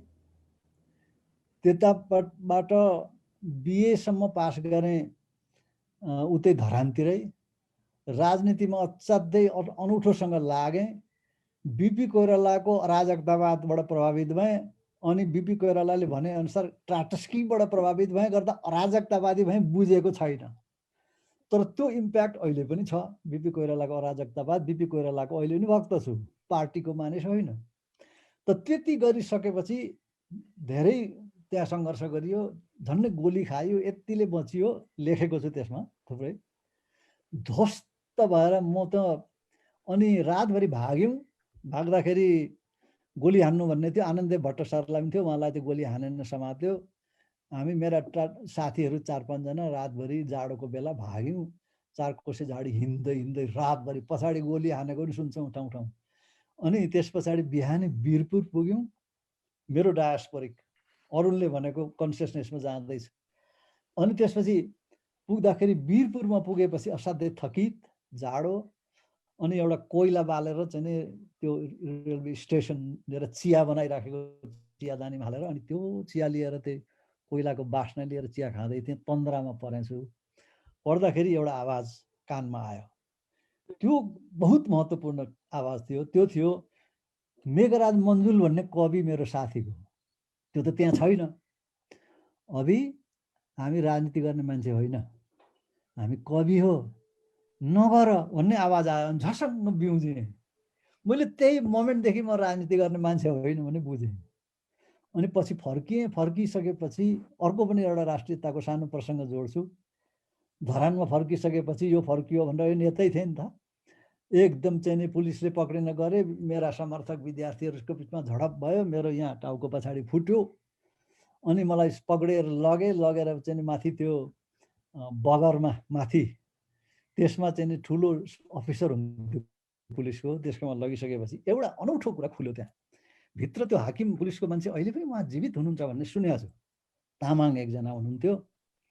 उहाँले भित्र लगिसकेपछि मेरो कुरा सुन्दै सुन्दै उहाँ त मेरो फ्यान हुँदो रहेछ बा, तेरो विषय त भन्नुहुन्थ्यो, तेरो विषयमा सबै थाहा छ भाइ, मलाई धरानमा यस्तो छ उस्तो छ भनेर पुलिसलाई बाहिर पठाएर भाइ म पनि सानो हुँदाखेरि सुभाष चन्द्र बोसको आजाद हिन्द फौजको युवा सिपाही थिएँ भाइ भनेर नस्टाल्जिक भयो बा।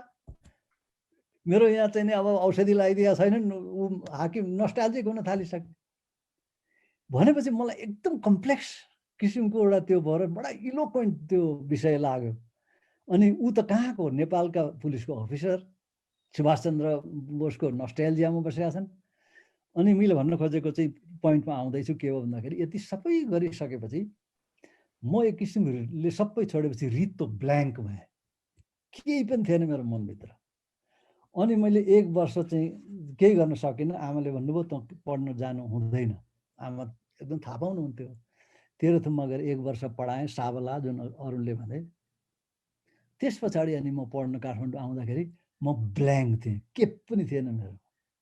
राजनीतिको विचार छोडेको थिएँ, अराजकताको छोडेको थिएँ, सबै छोडेर म एउटा सिधा एक्लो ब्ल्याङ्क भएर आएको थिएँ। अहिले एउटा मार्टिन चौतारीले एउटा निकाल्दै रहेछ कलेक्सन, त्यसमा प्रत्युषवन्त भाइले मलाई एमए पढ्दाको बेलाको लेखिदिनुहोस् भने मैले यो सबै लेखिदिएँ। अहिले भर्खर दिएँ। अनि त्यसमा आएपछि त मसँग केही छैन। अनि त्यसपछि काठमाडौँ त मेरो निम्ति त सबभन्दा ठुलो सहर। अनि त्यसमा मुभ गर्न थालेँ। म डायस्पोरिक, म कहाँको मान्छे, कहाँ अर्कै नेसनमा अर्कै ठाउँमा आएको छु। म डायस्पोरा घुम्छु, सबैतिर उत्तेजनै मात्रै हुन्छ, उत्तेजना मात्रै हुन्छ, खुसी मात्रै लाग्छ, रहस्य मात्रै छ। त्यही भित्र घुम्दाखेरि त्यही नै युनिभर्स, संसारको सबभन्दा सहर ठुलो यही रहेछ। आमामामा यो त साह्रै ठुलो पो हुँदो रहेछ सहर त भन्ने चेतना छ। अनि हो त्यो कवितामा जम्मै छ। अनि मैले के गरेँ भने यो त मेरो महायात्रा हो। जो मान्छे ब्ल्याङ्क छ, जसको केही छैन, त्यसले खोजेको यात्रा हो भन्दाखेरि त्यो मेरो ओडिसी हो। काठमाडौँमा आएर एउटा डायस्पोराको मान्छेले, अघि पासाङ बहिनीले भने जस्तै बाहिर अमेरिकामा बसेर खण्डित हुनुपर्ने केही पनि छैन, र यहाँभित्रै बसेर आफूभित्र अर्को नदेख्नु पनि केही छैन। अनि त्यस पछाडि मैले त्यो लेखेको काठमाडौँ ओडिसी, अहिले अरुणले त्यो सेक्सन पढे, त्यसमा चाहिँ धेरै ठाउँ छ। अनि के लेखेँ त्यो त्यहीँ लेखेको थिएँ। त्यो मनमा छँदै थियो, त्यो बोकेर गएको थिएँ। त्यहाँ बसेपछि अनि मैले बेलाजियोमा त्यो लेखेँ। अब भनेपछि के छ भनेदेखि डायस्पोराका एउटा दुईवटा सैद्धान्तिक कुराहरू पनि के आयो भन्दाखेरि, डायस्पोरा एउटा ब्रोडली ठुलो विषय हो, डेफिनेटली हो। र अहिले चाहिँ अहिले अनसेटल विषय हो। अनसेटल विषय डायस्पोरिक भन्नु कि नभन्नु त आफूलाई भन्दाखेरि यसका क्याटेगोरिजहरू के छन्। एउटा हेरिने के छ भन्दाखेरि त्यो मन लिएर बाहिरको ल्यान्डमा, जस्तै एडवर्ड सइदले भने जस्तो एक्जिलिक एक्जाइल, द एक्जाइल भन्ने किताब मेरो फेभरेट किताब हो। एक्जिलिक कन्डिसनमा गएपछि स्पेकुलर बोर्डर इन्टेलेक्चुअल बोर्डरमा गएको छ, यताको पनि होइन उताको पनि होइन, यी अवस्थाहरू हुँदै हुँदै जाँदाखेरि यो एउटा रियालिटी हो। त दोस्रो रियालिटी त मान्छेले ब्रोडली क्याटेगोरी, म नेपालमा बसेको छु त्यस कारण मसँग डायस्पोरिक भावना छैन, म जान्दिनँ यो कुरा, अरूको मात्रै कुरा गर्छु भन्ने कुरालाई त अरूले डिकन्स्ट्रक्ट गरेका निकै वर्ष भइसक्यो। पहिला उनले डिकन्स्ट्रक्ट गर्दाखेरि त्यही कविता मञ्च गरेका थिए जहाँ द लेट डाक्टर भण्डारीले समेत खेल्नु भएको थियो। अनि डिकन्स्ट्रक्ट गरे, अरूले डिकन्स्ट्रक्ट गरेको अहिलेसम्म त्यो क्वेस्ट जारी छ। अहिले जुन त्यो फाइन इमेजेसहरूबाट भन्दाखेरि कतिवटा चाहिँ नै मेरो आप्रवासन भयो त। रुस्दीले इमेजिनेरी होमल्यान्डमा जाँदाखेरि उसको बम्बईको घरमा जाँदा फोटो भेटेका छन्, अनि उनलाई कन्फ्युजन भयो, म कहाँ छु त, मैले कहिले घर छोडेँ त, म को हुँ भन्दाखेरि अघि टिकाले भनेको त्यो कुरा पनि त्यहाँ लेखेका छन्। त्यो हाइब्रिडिटीको एउटा कन्सेप्ट। तर अघि पासाङ बहिनीले भने जस्तो ऊ तर म टर्न छु र म यस्तो हुँ भन्न चाहँदैनन्। उसको पाठक को हो, म अङ्ग्रेजीमा लेख्छु त्यस कारण मेरो पाठक को। उनले के भन्छन्, म पाठक भनेर लेख्दिनँ, पाठकलाई अगाडि राख्दिनँ, म लेख्छु, मेरो पाठक भनेको जसले पढ्छ त्यही हो भनेपछि डायस्पोरिक कन्डिसनमा आउँदाखेरि कोही लेखकले आत्मविश्वाससँग लेखिने साहित्य डायस्पोरिक साहित्य हो। तर त्यसमा फिजिकल रियालिटी हुँदैन भन्ने होइन, उसले दैहिक उसको देह नै लिएर जान्छ, उसको देहमा त्यो बोक्छ। त्यसकारण पछि गएर के हुन्छ भने उसको देह नै राष्ट्र हुन्छ, उसको देह नै राष्ट्र हुन्छ। त्यसमा गर्दाखेरि त के हो, दैहिक भयो डायस्पोरा। त्यसकारण फिजिकल्ली यति मान्छे यति पर्सेन्टेज यहाँ बस्छ, यति पर्सेन्टेज बस्छ भने एउटा एस्पेक्ट हो, उसको देह नै लिएर मुभ गर्छ। भने म पनि त्यस्तै देह लिएर मुभ गर्दाखेरि कति ठाउँमा चलेछु, कति ठाउँमा सेटल भएछु, कति ठाउँमा राजनीतिक क्रान्ति गरेछु, कति ठाउँमा झन्डै गोली लागेर सिद्धिएछु, कति ठाउँमा आएर सेटल भएछु, कति ठाउँमा साथीले चिया खाएको बेला तन्द्रामा चिया बात गर्यो। यी सबै कुराहरू मान्छेको कन्स्टिट्युट हुने हुनाले मैले यसरी किन ल्याएँ भन्दाखेरि म एउटा क्रिएटिभ राइटरै हो बेसिकल्ली। हामी सबै क्रिएटिभ राइटर हौँ, गोविन्द सर, अरुण सबै क्रिएटिभ राइटर हुन् र यहाँ चाहिँ अरू पनि क्रिएटिभ राइटरहरू हुनुहुन्छ। अनि पछि विद्यार्थीहरूसँग काम गर्दाखेरि त अनि अर्को कुरा डायस्पोरा अनौठो के छ मेरो भन्दाखेरि सरलाई अरुणलाई भन्छु, टिकाले लगाएर टिकाले भनेर यहाँ आइएको छ। अर्को एउटा चाहिँ नि कलेक्सनहरू पठाएका छन्, त्यसमा पोस्ट स्क्रिप्ट लेखिदिनु भनेका छन्। साङ्ग्रिला भन्ने शीर्षक छ, त्यसमा क्वेसन मार्क छ त्यो किताबमा। त्यही पासाङ बहिनीलाई देखेँ, टिकाले जो होइन पासाङ त भेट्या हो, मैले त्यहाँ पढेको रहेछु भरे कुरा पासाङ। अनि त्यस पछाडि चाहिँ नि यो कलेक्सन, अनि विद्यार्थी जब देख्छु ठाउँ ठाउँमा विद्यार्थीहरू देखिसकेपछि आफ्ना विद्यार्थीहरू छन्। अब ईश्वरीले चाहिँ नि भुटानी शरणार्थीहरूको विषयकोलाई लिएर एउटा साह्रै राम्रो किताब लेखेका छन्, त्यो मलाई काठमाडौँ आएको बेला दिए, पढेँ।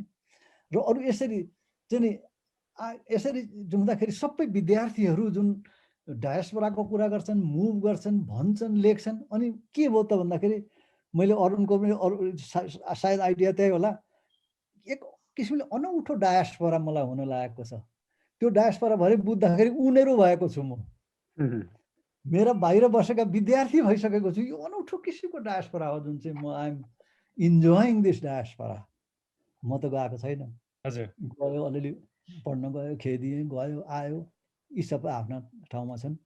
तर आफ्नो चाहिँ नि यो विषय चाहिँ क्रिएटिभ राइटरको ढङ्गले निष्कर्षमा भन्दाखेरि डायस्पोरा फिजिकल पनि हो, भौगोलिक पनि हो। तर भूगोल निर्धारण गर्न गाह्रो छ, तर बेसिकल्ली दैहिक हो। त्यसमा गएर पासाङले भने जस्तो चिरिनु नै पर्छ भन्ने केही छैन।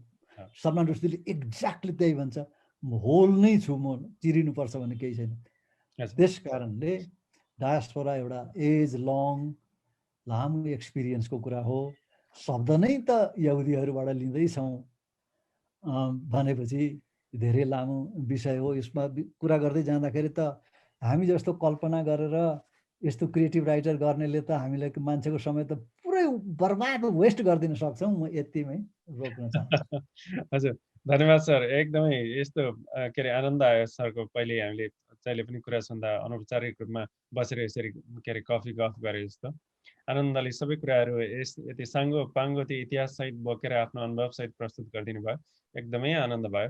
म यसै प्रसङ्गमा अब अलिकति सजिलो पनि बनाइदिनु भयो मलाई सरले पासाङकी कहाँ आउनको निम्ति।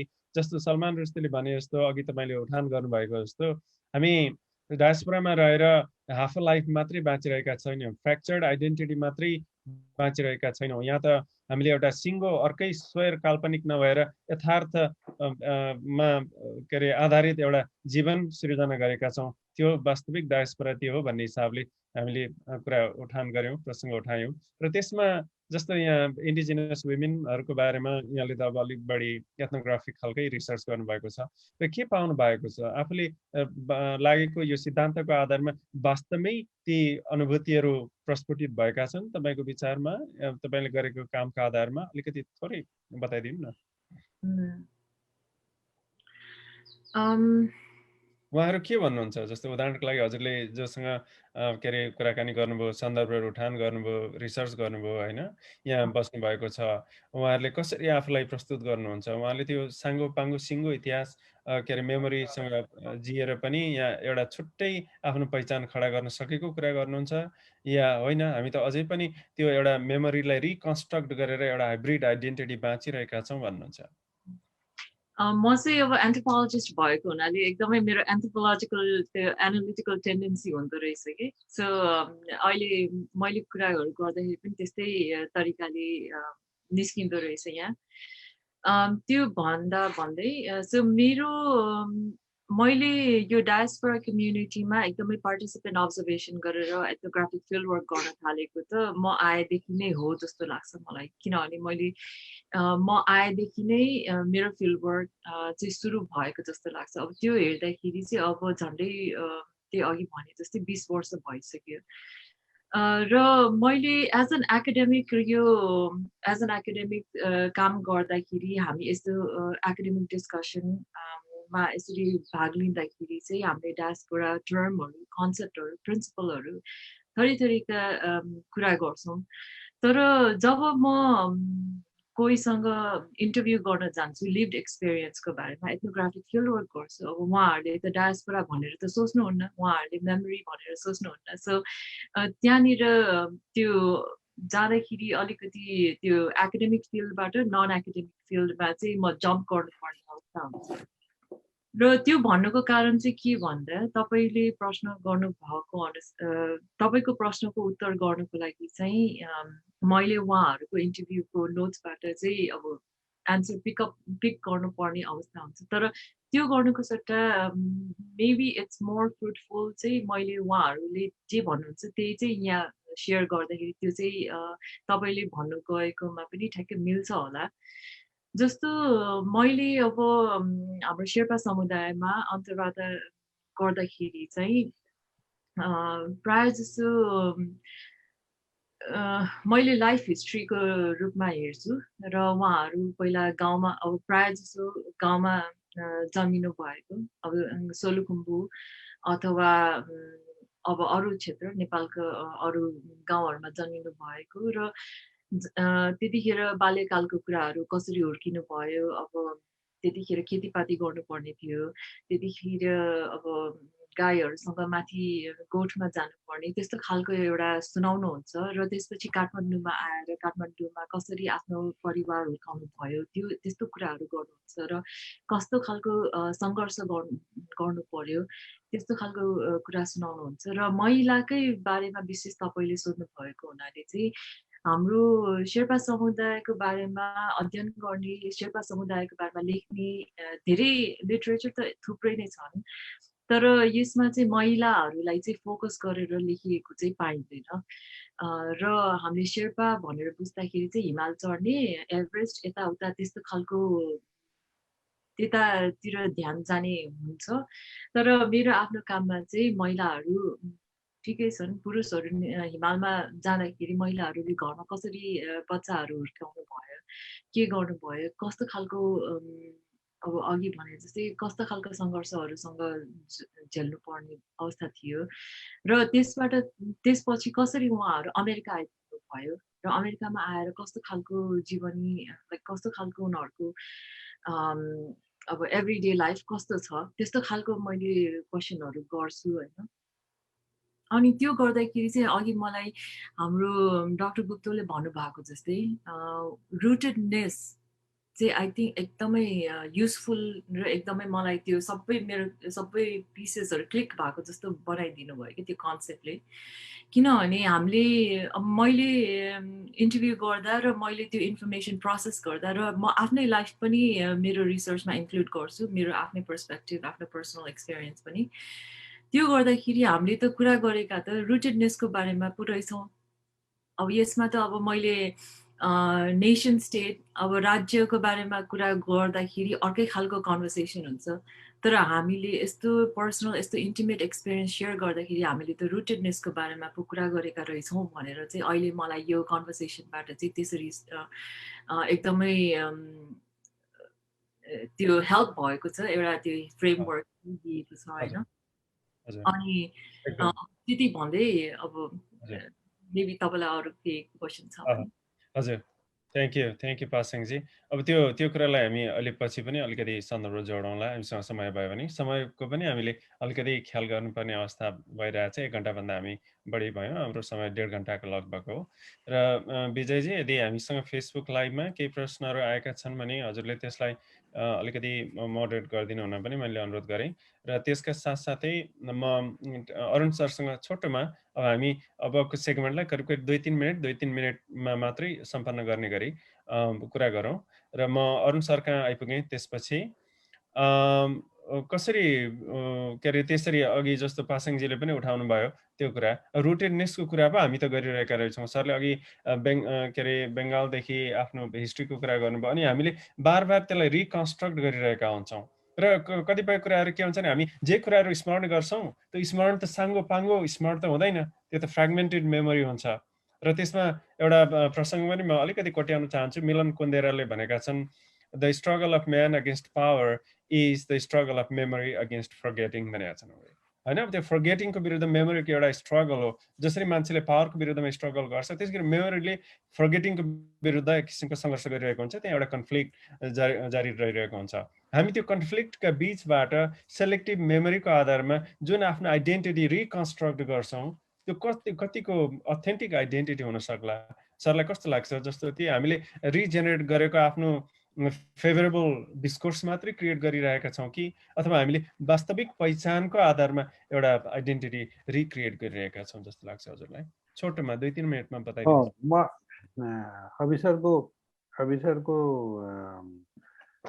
अविसरलाई लिएर डकुमेन्ट्री गर्दाखेरि मैले त्यो मेमोरी स्मृतिलाई एस्थेटिक क्याटेगोरीमा डिस्कस गरेको छु सरसँग त्यो रिलिज भयो भने पठाइदिन्छु त्यसमा 2टा कुरा आउँछ मलाई इन्ट्रेस्ट हुने म त अब नेपाली साहित्यमा सरको लेखनहरू पढ्दाखेरि स्मृति र विस्मृति फर्गेटफुलनेस जुन कि टीकाले भनिरहेछन् सर स्मृति त छँदैछ सेलेक्टेड मेमोरी छ र जुन बिर्सिसकेको छ जुन छैन होइन त्यो जुन फर्गेटफुलनेस छ जुन छैन त्यसको ट्रेस गर्नु पनि एउटा साहित्यको समालोचकले साहित्य पढ्नेले त्यो पनि हेर्छ त्यो पार्चमेन्टहरू बिर्सिएका कुराहरू के छन् यदि म सरको कविता पढ्छु भने होइन तेह्रथुमको बारेमा सम्झना छ उहाँको आमाको बारेमा सम्झना छ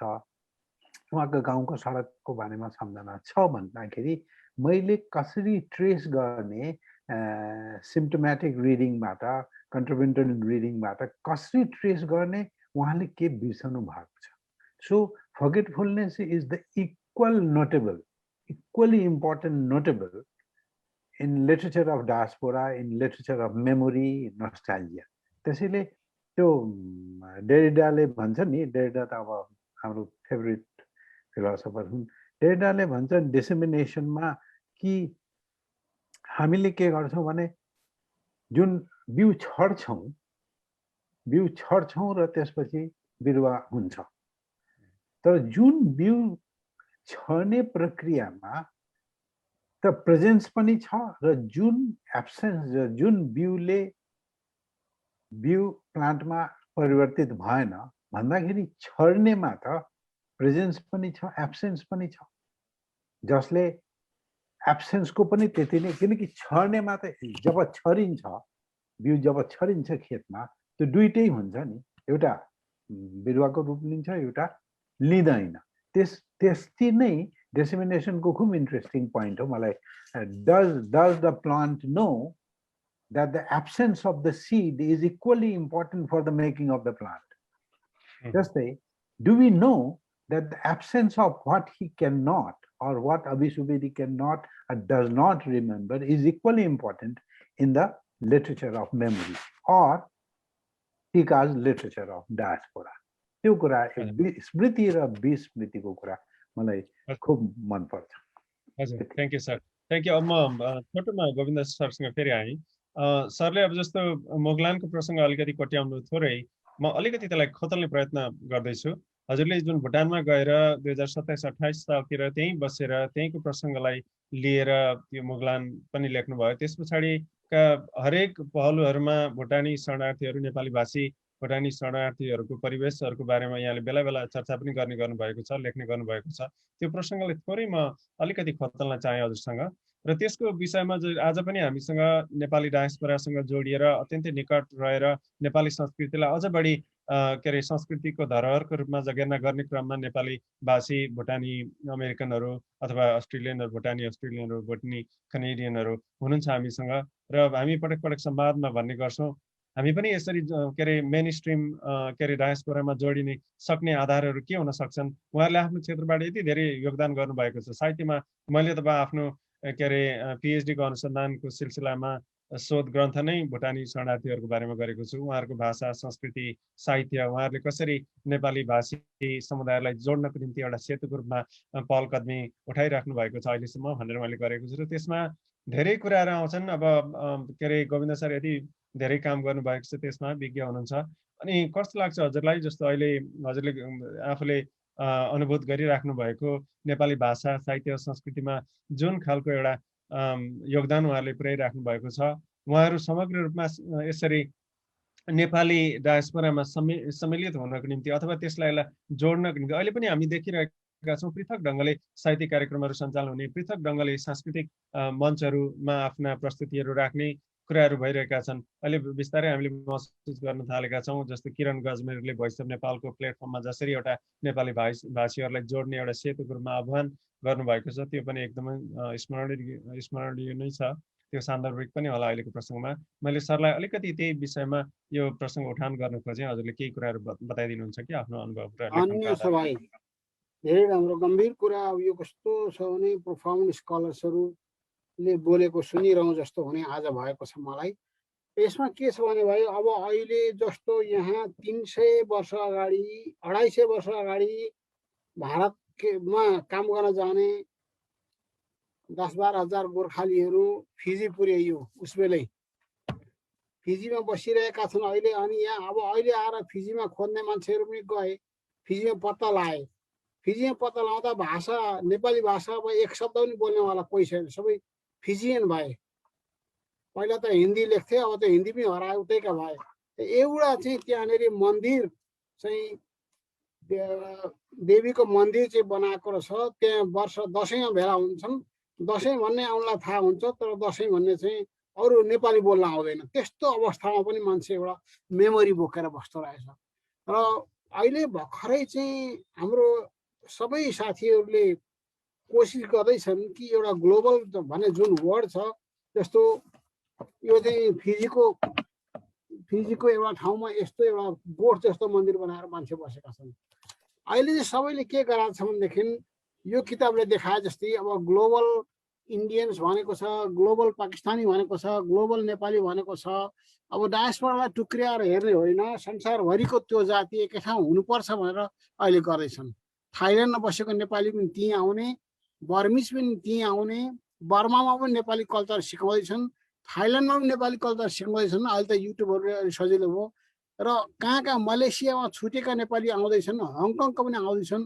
र अहिले चाहिँ ग्लोबल नेपाली भन्ने कन्सेप्ट जहाँ बसेको ग्लोबल डायस्पोरा भन्ने एउटा बेग्लै डिसिप्लिन छ, ग्लोबल डायस्पोरापट्टि गइरहेको छ। अब भुटानिजको भाइले गर्नुभयो, भुटानिजको नि पर्सि अब आयो, डेन्जमहरूले पर्सि एउटा कार्यक्रम गर्दैछन्, त्यहाँ पनि म जाँदैछु, त्यहाँ पनि म काम गर्दैछु। र अहिले चाहिँ डायस्पोरा भनेको कस्तो भनेदेखि सबै इन्टरसेक्सन्सहरूले बन्यो, अनेक खालका इन्टरसेक्सन्सले डायस्पोरा बन्यो। र अहिले चाहिँ मुख्यतः आइडेन्टिटी हो, त्यसमा सिङ्गल आइडेन्टिटी ग्लोबल जाति भनेर भन्दैछन्। र नेपालबाट एउटा ठुलो काम हामीले गर्दैछौँ। माधव पोखरेल, एउटा सानो कुरा भन्छु, माधव पोखरेलको नेतृत्वमा यस्ता 5वटा ग्रन्थको तयारी हुँदैछ। यो चाहिँ नेपाली साहित्यका 5वटा ग्रन्थ, नेपाली साहित्यको बृहत इतिहास। जस्तै गरी ग्रन्थ नम्बर 3 चाहिँ आउँदैछ 1200 पेजको नेपाल बाहिरको नेपाली साहित्य। त्यस कारणले नेपालको मात्रै साहित्य भन्न छोडो, अब बाहिरको सबै संसारको नेपाली साहित्यलाई अँगाल्यो र त्यसको चाहिँ सम्पादन गर्ने, त्यसको मिलाउने र 700 पेजको विश्वको नेपाली साहित्यलाई समेट्ने काम चाहिँ मैले गरेको छु। र मलाई के लाग्छ भने अब नेपाली अलग अलग टुक्रा भएर बस्दैन, मेमोरी एउटा सेन्टरमा, मेमोरी त एकदम फ्रेगमेन्ट भइरहन्छ, टुक्रिरहन्छ, आइरहन्छ। अरू सरले कस्तो कुरा ल्याउनु भयो अघि, र मैले एकपल्ट 3 वर्ष 4 वर्ष अगाडि भारतको शिलाङमा एउटा पेपर प्रेजेन्ट गर्नु गएँ, ठुल्ठुलो स्कलर भएको ठाउँमा। त्यहाँ चाहिँ निमोनिक्स भन्ने विषयमा, अरुण सरलाई थाहा छ सबै, निमोनिक्स भन्ने विषयमा पेपर प्रेजेन्ट गरेँ, विच मिन्स यो चाहिँ साइन्स अफ मेमोरी। त्यसमा मान्छेको मेमोरी भन्दा ठुलो सम्पत्ति केही छैन। त्यसमा यहाँ चाहिँ यसमा हेर्दाखेरि के देखिन्छ भनेदेखि मेमोरी मात्रै छ यसमा। एउटा सानो इक्जाम्पल, यहाँ बेलायतमा गएको यो याङ्जी बहिनी, डिटेल अफ मुस्ताङ्गी American household shrine in ब्रुकलिनको अपार्टमेन्टमा मुस्ताङका चाहिँ शेर्पानी भोटेनीहरूको लुगा लाएर मन्दिर बनाएको यहाँनिर छ। यो सब मेमोरीको ट्रान्सफरको मेमोरी लगेको त हो, सानो भए पनि। यहाँनिर चाहिँ कहाँ छ भने फेलथ्याम भनेको बेलायतको फेलथ्याम सहरमा लिम्बूहरू ढोल ढ्याङ्ग्रा यहाँदेखि च्याब्रुङ यहाँदेखि लगेर लिम्बूहरू कसिएर नाचेका छन्। त्यस कारणले सानो कल्चरल सिम्बल्सहरू लगेर त्यस ठाउँमा चाहिँ नि हरेक जातिले राष्ट्रिय मेमोरी हुन्छ कि जातीय हुन्छ कि के हुन्छ त्यो चाहिँ लान्छन् र त्यो चाहिँ कल्चरको रूपमा पेश गर्छन् भन्ने कुरा म हेर्दैछु। र यो धेरै राम्रो छ। यो त 7 दिन 7 रात गरेर पा हुन्थ्यो, सप्ताह पुरानो लाए जस्तो। एकैछिनको झिलिक गरेर त के होला र भाइ, तै पनि आजलाई धन्यवाद छ। धन्यवाद सर। यो सप्ताह पुराणमा पनि सकिँदैन जस्तो लाग्यो आजको डिस्कोर्स, किनभने यति धेरै गहकिला कुराहरू आइरहेका छन्, विषयहरू प्रवेश भइरहेका छन्। अनि त्यसलाई नै आधार बनाएर एक दुईवटा हामीसँग प्रश्नहरू पनि आउन थालेका छन्। म अलिकति प्रश्नहरूलाई पनि समावेश गर्ने कोसिस गर्छु। म सबैलाई नसके पनि केही सेलेक्टेड प्रश्नहरूलाई अलिकति सम्बोधन गर्ने कोसिस गर्छु, अनि फेरि अलिकति प्रसङ्ग जोड्दै जाउँला बिचमा। लक्ष्मीशरण अधिकारीले भन्नुहुन्छ डायस्पोरालाई पीडा भनेर भन्ने गरिएको छ, पीडा नै हो कि भिन्न चेतना हो भन्नुभएको छ। अब यसमा अभिसरले अलिकति छोटोमा केही बताइदिनुहुन्छ कि? अघि पनि त्यो छलफल भयो हैन, डायस्पोरा पीडा होइन। पीडा भन्ने त यस्तो कुरा रहेछ, यहीँ बसेर पनि पीडा भोगे बाहिर गएर पनि कसैलाई आनन्द मुक्त पनि छ। त्यसमा यो डायस्पोरा हुने बित्तिकै पीडा होइन। तर एउसँग जोडिएको चाहिँ के भनेदेखि मुगलान जुन छ नि लीलबहादुर छेत्रीको, हाम्रो डायस्पोरासँग पीडा जोडिएको। सरको कुरा पो आएछ त्यो त, बसाइ। अनि त्यो पीडा जोडिएको हुनाले यो चेतनाले चाहिँ हामीलाई मानसिकतालाई त्यो छ। हुन त दुःख पारै गइया हो गाँठे हो, मान्छेले बाहिर देशै छोडेर घरै छोडेर गए त दुःखै पाएर गएको हो। त्यस कारण त्योसँग जोडिएको कुरा हो। तर सबै बाहिर जाने काम चाहिँ दुःख होइन, दुःख भन्न मिल्दैन। किनभने त्यसो त अहिले सम्झिँदाखेरि त बोल्नै सकिँदैन, मुटु फुटेर आउँछ। अहिले त्यो समाचार हेर्दाखेरि बालक बालिकाहरू हिँडेका छन्, देश छोडेका छन्, भूमि छैन, मारेका छन्, चाहिँ खाना छैन। नाठे हो अहिले सहज भएर बौद्धिक रूपले डायस्पोराको छलफल गर्नु एउटा ठाउँमा छ। जो मान्छे भोगेर अहिलेसम्म पनि हिँडिराखेको छ, बाल बच्चा मरिराखेको छ, स्वास्नी मानिसहरूको त्यो बिजोग छ गर्दाखेरि त्यो त पीडा हो नि। हो त्यसबाट चाहिँ जोडियो भने डायस्पोरा पीडा हुन्छ। हजुर, धन्यवाद सर। धन्यवाद। म अब छोटोमा गोविन्दराज सरले यसको उत्तर दिन सक्नु होला। छोटोमा जस्तो के नेपाली साहित्यमा नयाँ च्याप्टरको गलत सिद्धान्त प्रतिपादन गर्न खोजिएको त होइन भन्नुहुन्छ दया साक्यले।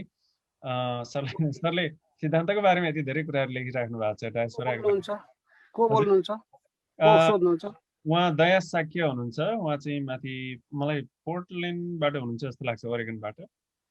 माथि भन्ने कुरा होला लक्ष्मी शरण भाइले माथि आसामबाट सोध्नुभयो। त्यस्तो कुरा होइन, यो चाहिँ विश्व साहित्यमा, विश्व विचारमा, विश्व दर्शनमा, विश्वको हरेक कुरामा चाहिँ अहिले जमरा जस्ता नयाँ चिजहरू पलाएका छन्। त्यो थाहा पाइएन भने हामी चाहिँ पुरानो 18औं शताब्दीमा पुग्छौँ। त्यसले गर्दा नयाँ चेतना के आयो भन्दाखेरि डायस्पोरा सिद्धान्तै बनेर आयो। अर्का ठाउँ बसाइ सरेका साथीहरूलाई, जातिहरूलाई, वर्गलाई चाहिँ परिभाषा गर्ने र उनीहरूको साहित्यको अर्थ लगाउने नयाँ चेतना, नयाँ शक्ति, नयाँ ज्ञान। डायस्पोराको फिलोसफी छ, डायस्पोराको सोसियोलोजी छ, डायस्पोराको चाहिँ क्रिटिसिजम छ, डायस्पोराको राइटिङ छ। यो नयाँ कसैले थप्ने होइन, यो विश्व परिस्थितिले ल्याएको नयाँ चिज हो। स्वागत गर्न सिक्नुपर्छ, त्यति हो। हजुर, धन्यवाद सर। एकदम छोटोमा एकदम त्यसको सठिक उत्तर दिनुभयो। र यसमा महेश पौडेलले पनि लेख्नु भएको छ नेपालबाट, जस्तो diaspora as an identity phrase has become fashionable, especially among the moving, transient, and water bubble travelers. Off and on, they're back home, and before long, they're abroad. How does theory, मलाई अलिकति त्यो question चाहिँ यहाँ अलिकति छेकिएको मैले त्यो गर्न पाइनँ, तर उहाँले सोध्न खोज्नु भएको मलाई लाग्छ त्यो डायस्पोराको थ्योरी र व्यवहारमा हामी के खालको संयोजन पाउँछौँ। जस्तो सिद्धान्त त हामी भन्ने गरेका छौँ, अघि पनि हामीले कुरा उठायौँ, धेरै प्रसङ्ग उठायौँ, फ्र्याक्चर्ड आइडेन्टिटीको कुरा, र हामीले भन्यौँ एउटा समूल पहिचानको कुरा डायस्पोरामा गर्नुपर्छ। अब ती फ्र्याक्चर्ड आइडेन्टिटीका कुरा गर्ने जमाना गए। अनि त्यसमाथि फेरि अघि मैले प्रसङ्ग उठाउँदाखेरि भुटानी नेपाली भाषी भुटानीहरूको पनि कुरा उठाएँ, र त्यसमा उहाँहरूको पनि के छ भने उहाँहरूले एउटा जुन खालको संरचना निर्माण गरिराख्नु भएको छ, पहिचानको संरचना, त्यो चाहिँ के छ भने अहिले एउटा दर्बिलो फाउन्डेसन आधारमा खडा भइरहेको संरचना छ। हामी भन्ने गर्छौँ उहाँहरू यसै उखेल लिएर आएर आफ्नो बिना पहिचान यसै रुमल लिएर हराइरहनु भएको छ भन्ने खालको जुन एउटा मान्यता छ, त्यो साँचो होइन भन्ने मेरो पनि त्यसमा आर्गुमेन्ट छ मेरो आफ्नो लेखनमा। र मैले के भनेको छ भने उहाँले जुन किसिमको एउटा पुनर्निर्माण गर्नुभएको छ आफ्नो पहिचानलाई, त्यो त अमेरिकन परिवेशमा अथवा बाहिर रहेर गरिएको परिवेशमा उहाँहरूको भुटानी, नेपाली र अमेरिकन आइडेन्टिटीको एउटा समूल मिश्रण अवस्था हो, त्यो मिश्रित रूप हो भनेर भन्छौँ हामी। मेरो पनि कुरा त्यही छ। र त्यसरी कुरा गरिरहँदाखेरि एक किसिमको त्यो के अरे भनौँ न, उहाँहरूको सिद्धान्त, डायस्पोराको सिद्धान्त र महेश पौडेलले उठाएको प्रसङ्गमा अलिकति जोडेँ मैले। उहाँको क्वेसन मैले पुरा पढ्न नपाए पनि त्यसको सिद्धान्त र व्यवहारमा कस्तो खालको एउटा संयोजन पाइन्छ। जस्तो हामी जुन सिद्धान्तको कुरा गर्छौँ डायस्पोरामा, व्यवहारमा, लेखनमा भनौँ न, उहाँहरूले आफ्नो पहिचान उजागर गर्ने सवालमा के त्यस्तो पाइएको छ त, हामीले भेटेका छौँ त नेपाली भाषी डायस्पोरामा भन्ने कुरा हुन सक्ला। यसमा अब कसैले के अरे कम्फर्टेबल फिल गर्नुहुन्छ? Govind sir, Arun sir? म भन्छु दुई वचन है। हजुर, यसमा के छ भन्दाखेरि जस्तो न्युजिल्यान्डमा पुगेका भुटानिजहरू छन्, अनि अमेरिकाका छन्, युरोपमा छन्। सबै भुटानिजहरू एउटा ग्लोबल भुटानिज बन्दैछन्। ग्लोबल भुटानिज लिटरेचरको अर्को हप्ता एउटा अन्तर्राष्ट्रिय सम्मेलन उनीहरूले भने एनुअल कन्फरेन्स गर्दैछन्। भाइले जान्नुहुन्छ सबै नै, हाम्रो आर्य बेन्जामहरूले। यसमा कुरो चाहिँ के छ भनेदेखि यस्तो एउटा सिद्धान्त बनाएर त्यसमा बाँधिएर बस्ने त होइन जीवन त। जीवन जसरी चल्छ, मोबाइल छ, यहाँ बस्छ, त्यहाँ जाँदा फर्किन्छ, घरमा आउँछ, मूल घरमा आउँछ, अर्को घरमा जान्छ, फेरि उतै घर बनाउँछ, फेरि फर्किन्छ, गोठमा जान्छ। मान्छेको यो एउटा चराको रूप हो कि, त्यसले गर्दा सिद्धान्त त्यहाँ छेउमा लगाएर छुनु पर्दैन। मान्छे त्यस्तो किसिमको चाहिँ एउटा मोबाइल हिँडिरहने शक्ति उहिलेदेखि नै सृष्टिको सुरुदेखि भएकोले गर्दा अहिले पनि त्यही चरित्र देखाउँछ। डायस्पोरा पनि त्यही नै हो। हजुर, त्यही त। धन्यवाद सर, छोटोमा उत्तर दिनुभयो। र त्यसमा अघि पनि हामीले अलिकति प्रसङ्ग उठायौँ, त्यसैमा त्यही प्रसङ्गलाई लिएर हाम्रो नारायण भट्टराईले यहीँबाट क्यालिफोर्निया सान फ्रान्सिस्कोबाट एउटा प्रश्न गर्नुभएको छ। What is the difference between internal diaspora and external diaspora भनेर। अब अभि सरको अनुभवबाट हामीले थोर बहुत त अलिकति अघि नै बुझ्ने मौका पायौँ। सर, यसमा अलिकति थप यो पोइन्ट हो, मलाई मन लाग्यो। मैले एउटा भर्खरै निबन्ध मेरो छापियो। हजुर, यो चाहिँ नि अब अहिले 48 के अरे अहिले चाहिँ नि कमसेकम 42 वर्ष नाग्यो म काठमाडौँ आएको, तर दसैँमा घर जान पाए हुन्थ्यो भनेर लेख्छु म। काठमाडौँमा यहीँ घर छ, बसिएको छ मजाले, छोरा छोरीहरू यहीँ जन्म, यहीँ नातिमा भयो, तर मेरो घर जस्तो लाग्दैन, काठमाडौँका सुनेर पिट्छन् होला मलाई। तर के छ भनेदेखि यो त्यस कारणले इन्टरनल भनेको अविसारले भन्नुभयो नि उहाँदेखिको यात्रा यहाँ आएर यो कहिल्यै पनि हाम्रो जीवनभरि चाहिँ यो वास्तवमा जुन बाल्यकालको मेमोरी हाम्रो गाडियो उतै लस भयो, फेरि यता आउनु सक्दैन। त्यो मेमोरीले खालि अरुण सरले पनि त्यही भन्नुभयो, हाम्रो चाइल्डहुड मेमोरीले जहाँनेरि छ त्यही नै हाम्रो आफ्नो जस्तो हुँदो सबै कुराहरू। हिजो देवेन्द्रले एउटा आर्टिकल लेख्यो, सबै आफ्नो बाको पालामा सानोमा के तिउन तरकारी खाइन्थ्यो र कस्तो कस्तो सब्जी अचार थियो भन्ने लेख्यो। त्यो त काठमाडौँ केही पनि छैन। त्यस कारणले यो के छ भने हामी सबै इन्टरनल्ली पनि डायस्पोरा भइरहेको छौँ हर घडी। अब बेसी छोडा लेखमा गएर चाहिँ माथि बस्यो 3 महिना भने त्यहाँ पनि डायस्पोरा हुन्छ। त्यसले गर्दा यो चाहिँ सानो डिग्रीदेखि ठुलो डिग्रीसम्म घरभित्रदेखि लिएर घर बाहिर विदेशमा नजिककोदेखि लिएर दुर्गम देशहरू यी सबै diaspora there are degrees of diaspora. त्यो चाहिँ त्यही नै हो, इन्टरनल र एक्सटर्नल दुईटा फिलिङ हुन्छ। माइत गएको घर गएको छोरीलाई जति पिर हुन्छ माइत आउँदा मन जसरी उफ्रिन्छ उनको वर्षीका बुटा नाक्छन् भन्छन्, त्यो त्यस्तै हो। यो हाम्रो लोग्ने मान्छे पनि त्यस्तो भइरहन्छ। धन्यवाद सर। अब हामी करिब करिब समयको कारणले अन्तिमतिर आइरहेका छौँ। हामी अब करिब 10 मिनट जति समय खर्च गर्छौँ आफ्नो कुराकानीमा केही प्रसङ्गहरू ल्याएर। जस्तो अरुण सर, मैले छोटोमा फेरि हजुरलाई दुःख दिन खोजेँ, जस्तो हामी डायस्पोराको कन्सेप्ट ल्याउने बित्तिकै अहिले के अरे के पनि अर्को प्रसङ्ग जोड्छौँ भने यो चाहिँ एउटा कलेक्टिभ मेमोरीको कुरा हो। हाम्रो एउटा इन्डिभिजुअल मेमोरी भन्दा पनि कलेक्टिभ मेमोरी जुन हाम्रो हुन्छ एक्जिस्टिङ हुन्छ त्यसलाई हामी लिएर एउटा डायस्पोरामा आइडेन्टिटी क्रिएट गर्छौँ।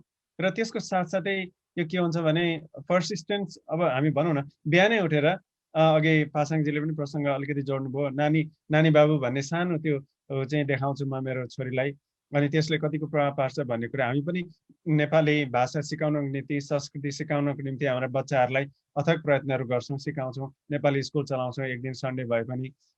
अब त्यसको ज्वलन्त उदाहरण हाम्रो विजयजी हुनुहुन्छ, उहाँले त एकदमै के अरे प्रख्यात नेपाली स्कुल टेक्सासमा चलाएर एकदमै सफलतापूर्वक हामीलाई उदाहरणीय काम गरेर देखाउनु भएको छ। अब यस्ता कर्महरू हामी यहाँ गरिरहेका छौँ। त्यो चाहिँ के होला भने एउटा सर्भाइभल स्ट्राटेजी होला कि हामी सर्भाइभिङ एज अ माइनोरिटी, होइन? हामी अब बाहिरबाट आएका छौँ, या आफ्नो के अरे माइनोरिटी एउटा एक्जिस्टेन्स त देखाउनु पर्यो, त्यो एउटा स्ट्राटेजी पनि होला। स्ट्राटेजिकली डायस्पोरिक मिडिएसनमा हामी आउँदाखेरि हाम्रो एउटा सर्भाइभल स्ट्राटेजीको रूपमा पनि त्यसरी रहन्छौँ एकातर्फ, र अर्कोतर्फ कलेक्टिभ मेमोरी र होमल्यान्ड के अरे पोलिटिकल कल्चर, सोसियो इकोनोमिक कन्टेक्स्टलाई पनि हामी कहिले पनि बिर्सँदैनौँ। बिहानै उठेर न्युज हेर्दाखेरि बाढीले त आज बर्बादै गरेछ, सिन्धुपाल्चोकमा यति गएछ, लौन कसो गरी मद्दत गर्न पाए हुन्थ्यो। हामी त्यहाँ नपुगे पनि हाम्रो मन त्यहाँ पुगिरहेको हुन्छ प्रत्येक क्षण। हामी त्यसरी के अरे डायस्पोराबाट पनि आफ्नो देशभित्र भूगोल बाहिर रहे पनि देशको त्यो भूगोल के अरे सिमानालाई हामी कुनै पनि सिमानाले रोक्दैन। हामी भावनामा देश पुग्नको निम्ति, देश खोज्नको निम्ति, र यसरी सर्भाइभल स्ट्राटेजीको रूपमा मात्रै हामीले यी क्रियाकलापहरू गरिरहेका छौँ त हामी नयाँ परिवेशमा नयाँ नै शैली अप्नाएर त्यही भाषामा त्यही संस्कृतिमा भिज्ने गरी आफूलाई चुर्लुममा डुबाउन कतिको सक्छौँ होला, किन गाह्रो हुन्छ होला त्यो सर? के भन्नुहुन्छ? सरले अघि राम्रो प्रसङ्ग उठाउनु भएको छ रुटेडनेसको, त्यसैलाई फाउन्डेसन मानेर त्यसमा अलिकति थपिदिनु भएको हुन्छ। सर म्युटमा हुनुहुन्छ हजुर। गोविन्द सरले भन्नुभएको त्यो डायस्पोराको सरको कुरा, अफिसरको कुरा तपाईँ सुन्दाखेरि जेलीफिस जस्तो छ। त्यसले पनि त्यो सेप चेन्ज भइरहेको छ। हो, त्यो सेप चेन्ज भइरहेको छ। कस्तो राम्रो हो, त्यसैले त्यो किनभने एउटा कुरा टिका के छ भने कसैले डायस्पोराको कुरा अहिले सोध्यो भने हामी त इनसाइडर हौँ नि डायस्पोराको, छलफल गर्न सक्छौँ, त्यसको अन्त छैन। छलफल गरेका, किनकि इनसाइडर भएपछि हामी जहिले पनि डायस्पोराबाट बाहिर निस्कनै सक्दैन।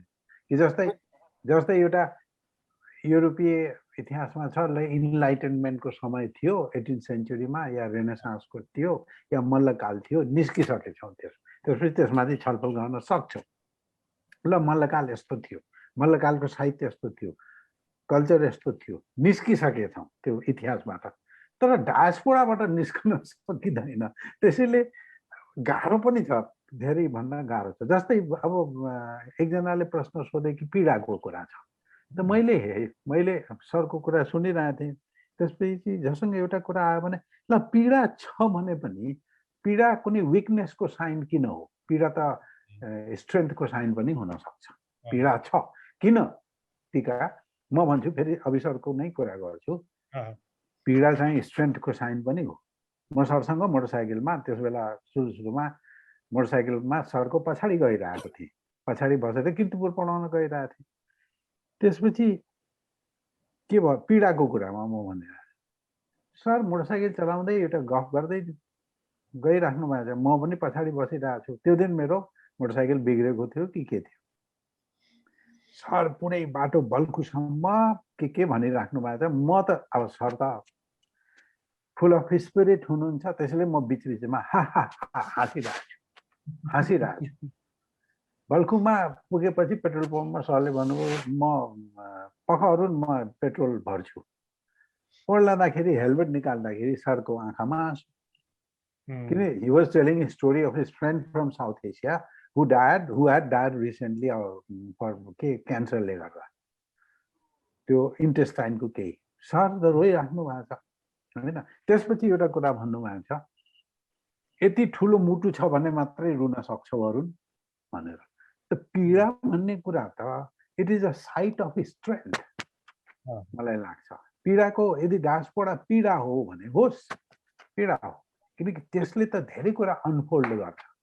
त्यसैले एउटा कुरा यो। अर्को कुरा जब कुनै कुनै कुनै समाजको डाँसपडा समाजको भित्र छौँ, त्यसैले हामी छलफल गरे गर्छौँ, किनकि निस्कन सक्दैनौँ। त्यसो भए डाँसपडा जहिले पनि कन्टेस्टेड आइडिया हुन्छ।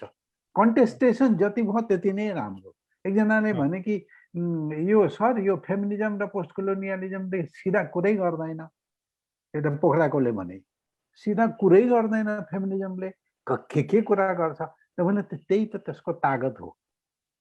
धेरै कुरा गर्छ। कन्टेस्टेसन छ भने कुनै सिद्धान्तमा कन्टेस्टेसन छ भने त राम्रै कुरा हो। त्यसले डायस्पोराको कुनै कन्क्लुडिङ रिमार्क गर्न सक्दैनौँ होला।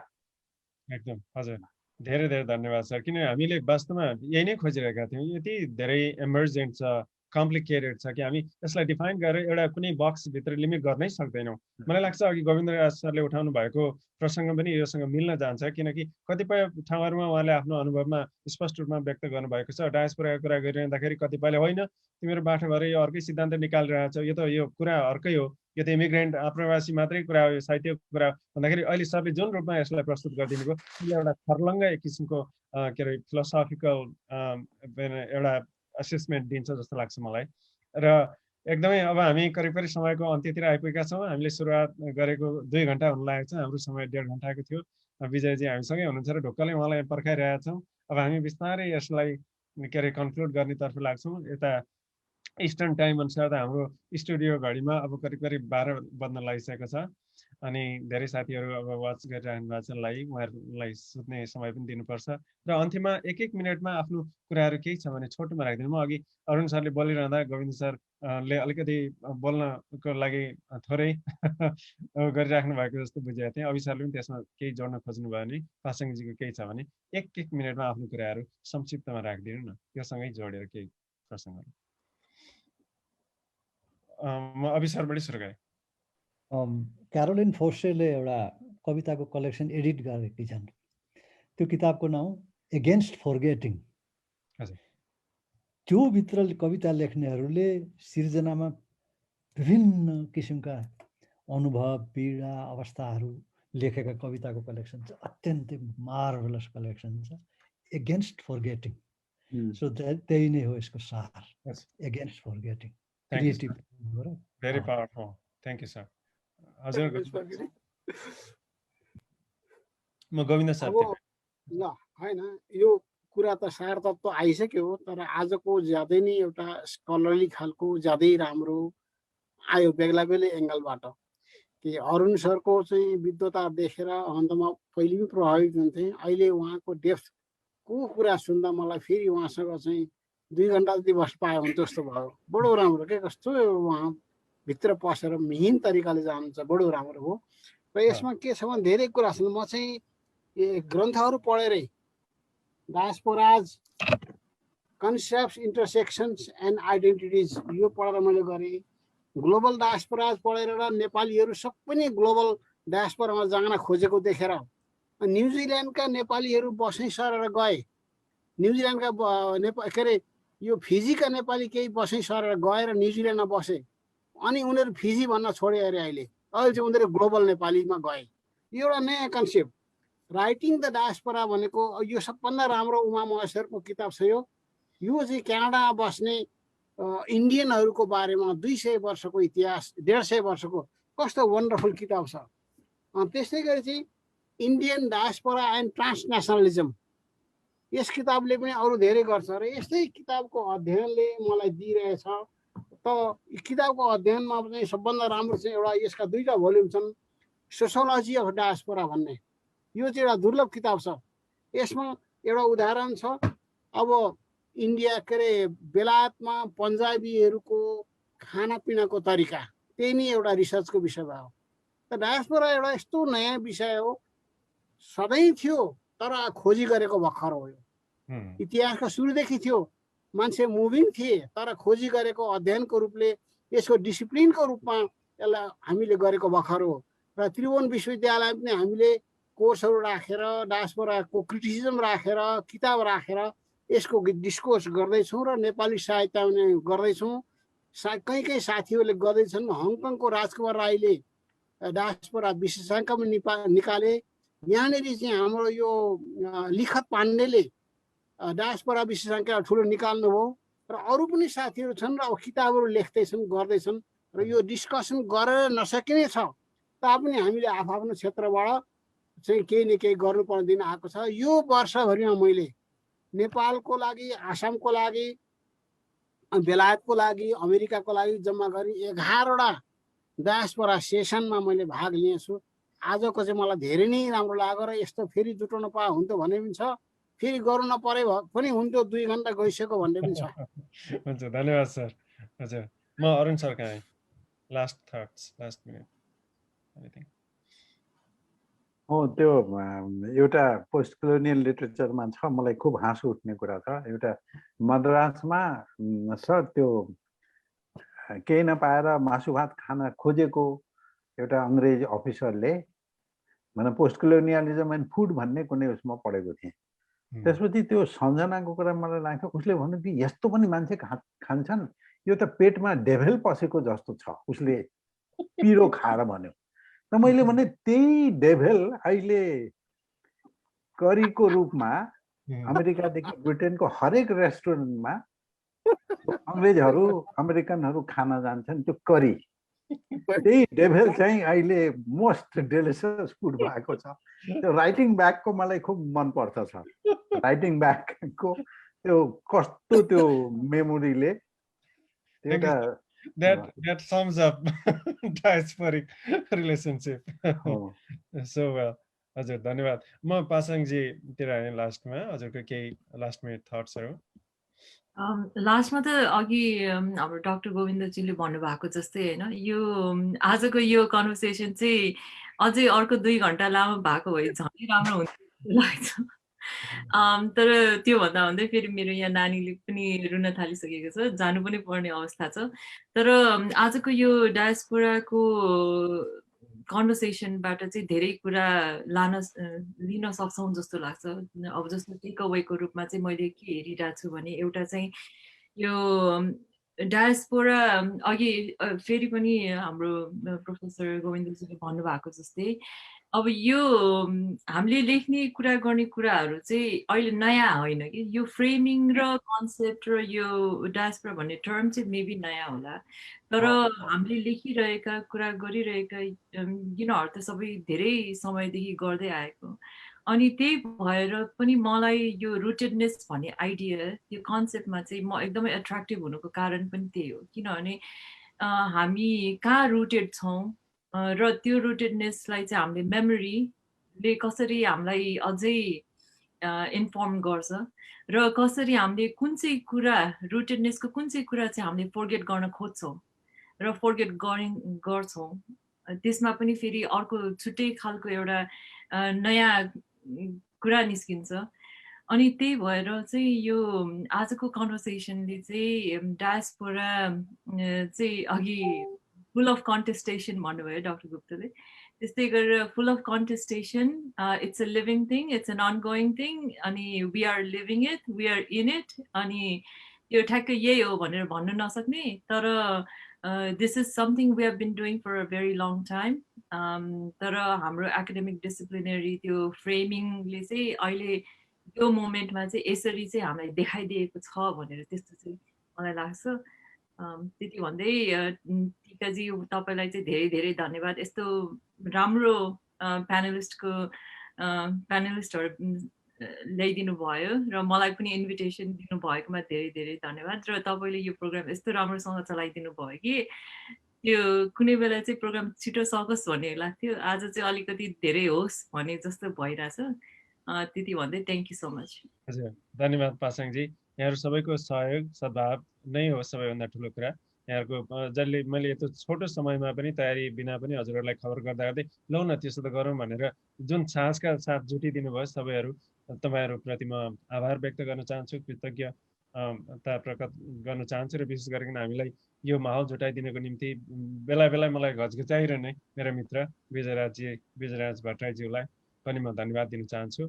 र हामीले यसलाई अब यो त एउटा सुरुवात मात्र हो, हामी यसलाई पक्कै पनि अरू विभिन्न फोरमहरूमा यसलाई कन्टिन्यू नै गर्नेछौँ। अन्य रूपमा कसरी हुन्छ जुटेर कहिलेकाहीँ कुराकानी त्यसै गरी जुटेर गरेर अथवा लेखन मार्फत अथवा कहिलेकाहीँ आफ्नै सन्दर्भहरू उठाएर पनि कन्टिन्यू गर्ने नै छौँ। आजलाई भने समयको कारणले गर्दा हामीले अब यसलाई टुङ्ग्याउनु पर्ने हुन्छ। म विजयजीतिर लागेँ, लास्टमा केही शब्द राखेर यसलाई टुङ्ग्याउनेतिर लागेँ। थ्याङ्क यू टिका सर। मैले टिका सरलाई ल न सर यो तपाईँको विषयमा यसो केही एउटा हाम्रो जुलाई 4th विकेन्ड यो नेपाली नेसनल कन्भेन्सनको समय पारेर केही कुराहरू गरौँ भन्दाखेरि टिका सरले यसो गरौँ, एउटा इन्फर्मल डिस्कसन गरौँ नि त भन्नुभयो। ल ठिक छ सरहरूको कुरा सुनौँ भन्ने हिसाबले सुरु गरेको, तर यो सुन्दै मलाई कस्तो लाग्यो भने म पनि झन् अब सरहरूको अगाडि त आधी उमेर हुँदा 50 पुग्न लागेँ, धेरै बुझेको छु जस्तो लाग्थ्यो, केही पनि बुझाएर रहेन रहेछु भनेर यति त्यो रित्तो फिल भयो आफूलाई होइन। अझ म प्राविधिक विद्यार्थी, अनि हामी चाहिँ कस्तो भने एकदम त्यो बिजुलीको स्विच जस्तो एकातिर थिच्यो बल्छ, अर्कोतिर थिच्यो निप्छ, सक्यो, त्यो बिचमा केही पनि हुँदैन। त्यसमा पनि म चाहिँ कम्प्युटर इन्जिनियरिङको विद्यार्थी, त्यसैको पेसाकर्मी होइन, त्यही पढियो त्यही पढाइयो त्यस्तै हिसाबले बुझ्दै आएको। तर यो बिचको यति धेरै फजी ठाउँहरू रहेछ यहाँनिर, त मैले कति बुझेँ जस्तो लागेको थियो, मैले त टेक्निकल पाराले बुझेको रहेछु, केही पनि बुझाएर आएन रहेछ, त्यस्तो फिल भयो। त्यसैले अब म फेरि पनि टिका सरलाई घचघच्याउँछु र आजको डिस्कसनलाई चाहिँ हामीले यो हिजो आज र भोलि गरेर हाम्रो 7वटा कार्यक्रमहरू छ, यस्तै खालका विविध खालका कार्यक्रमहरू छन्, त्यसलाई चाहिँ हामीले हाम्रो एउटा त्रैमासिक प्रकाशन निस्किन्छ। म टिका सरलाई आजको हाम्रो टेकअवे के हो एउटा रिक्वेस्ट गर्छु, उहाँले केही कुरा लेख्नुहुन्छ त्यो हामी प्रकाशन गर्छौँ, त्यो सरहरूलाई पनि पठाउँछौँ टिका सर मार्फत नै। र फेरि पनि यसैलाई कन्टिन्यू गर्नलाई मैले यहाँ सरहरूले भन्दै पनि कतिजनाले पर्सनल टेक्स्टमा पनि यहाँ युएसबाट हेर्नेहरूले ओहो यो प्रोग्राम त एकदमै भयो, मतलब अझै लामो भयो जस्तो अघि पासाङजीले भने जस्तै अरू प्रोग्राम चाहिँ सक्न पाए हुन्थ्यो भने जस्तो हुन्छ। अब यसमा जे जतिले हेर्दै हुनुहुन्छ उहाँहरूलाई चाहिँ नसकिए हुन्थ्यो भने जस्तो भएको छ। तसर्थ म फेरि पनि टिका सरलाई धेरै धेरै धन्यवाद दिन चाहन्छु र सरहरूप्रति हार्दिक आभार व्यक्त गर्दै हाम्रो आजको यो प्रोग्राम लाइभ स्ट्रिमिङ चाहिँ सकिएको म सबैलाई जानकारी गराउँछु। धेरै धेरै धन्यवाद, नमस्ते।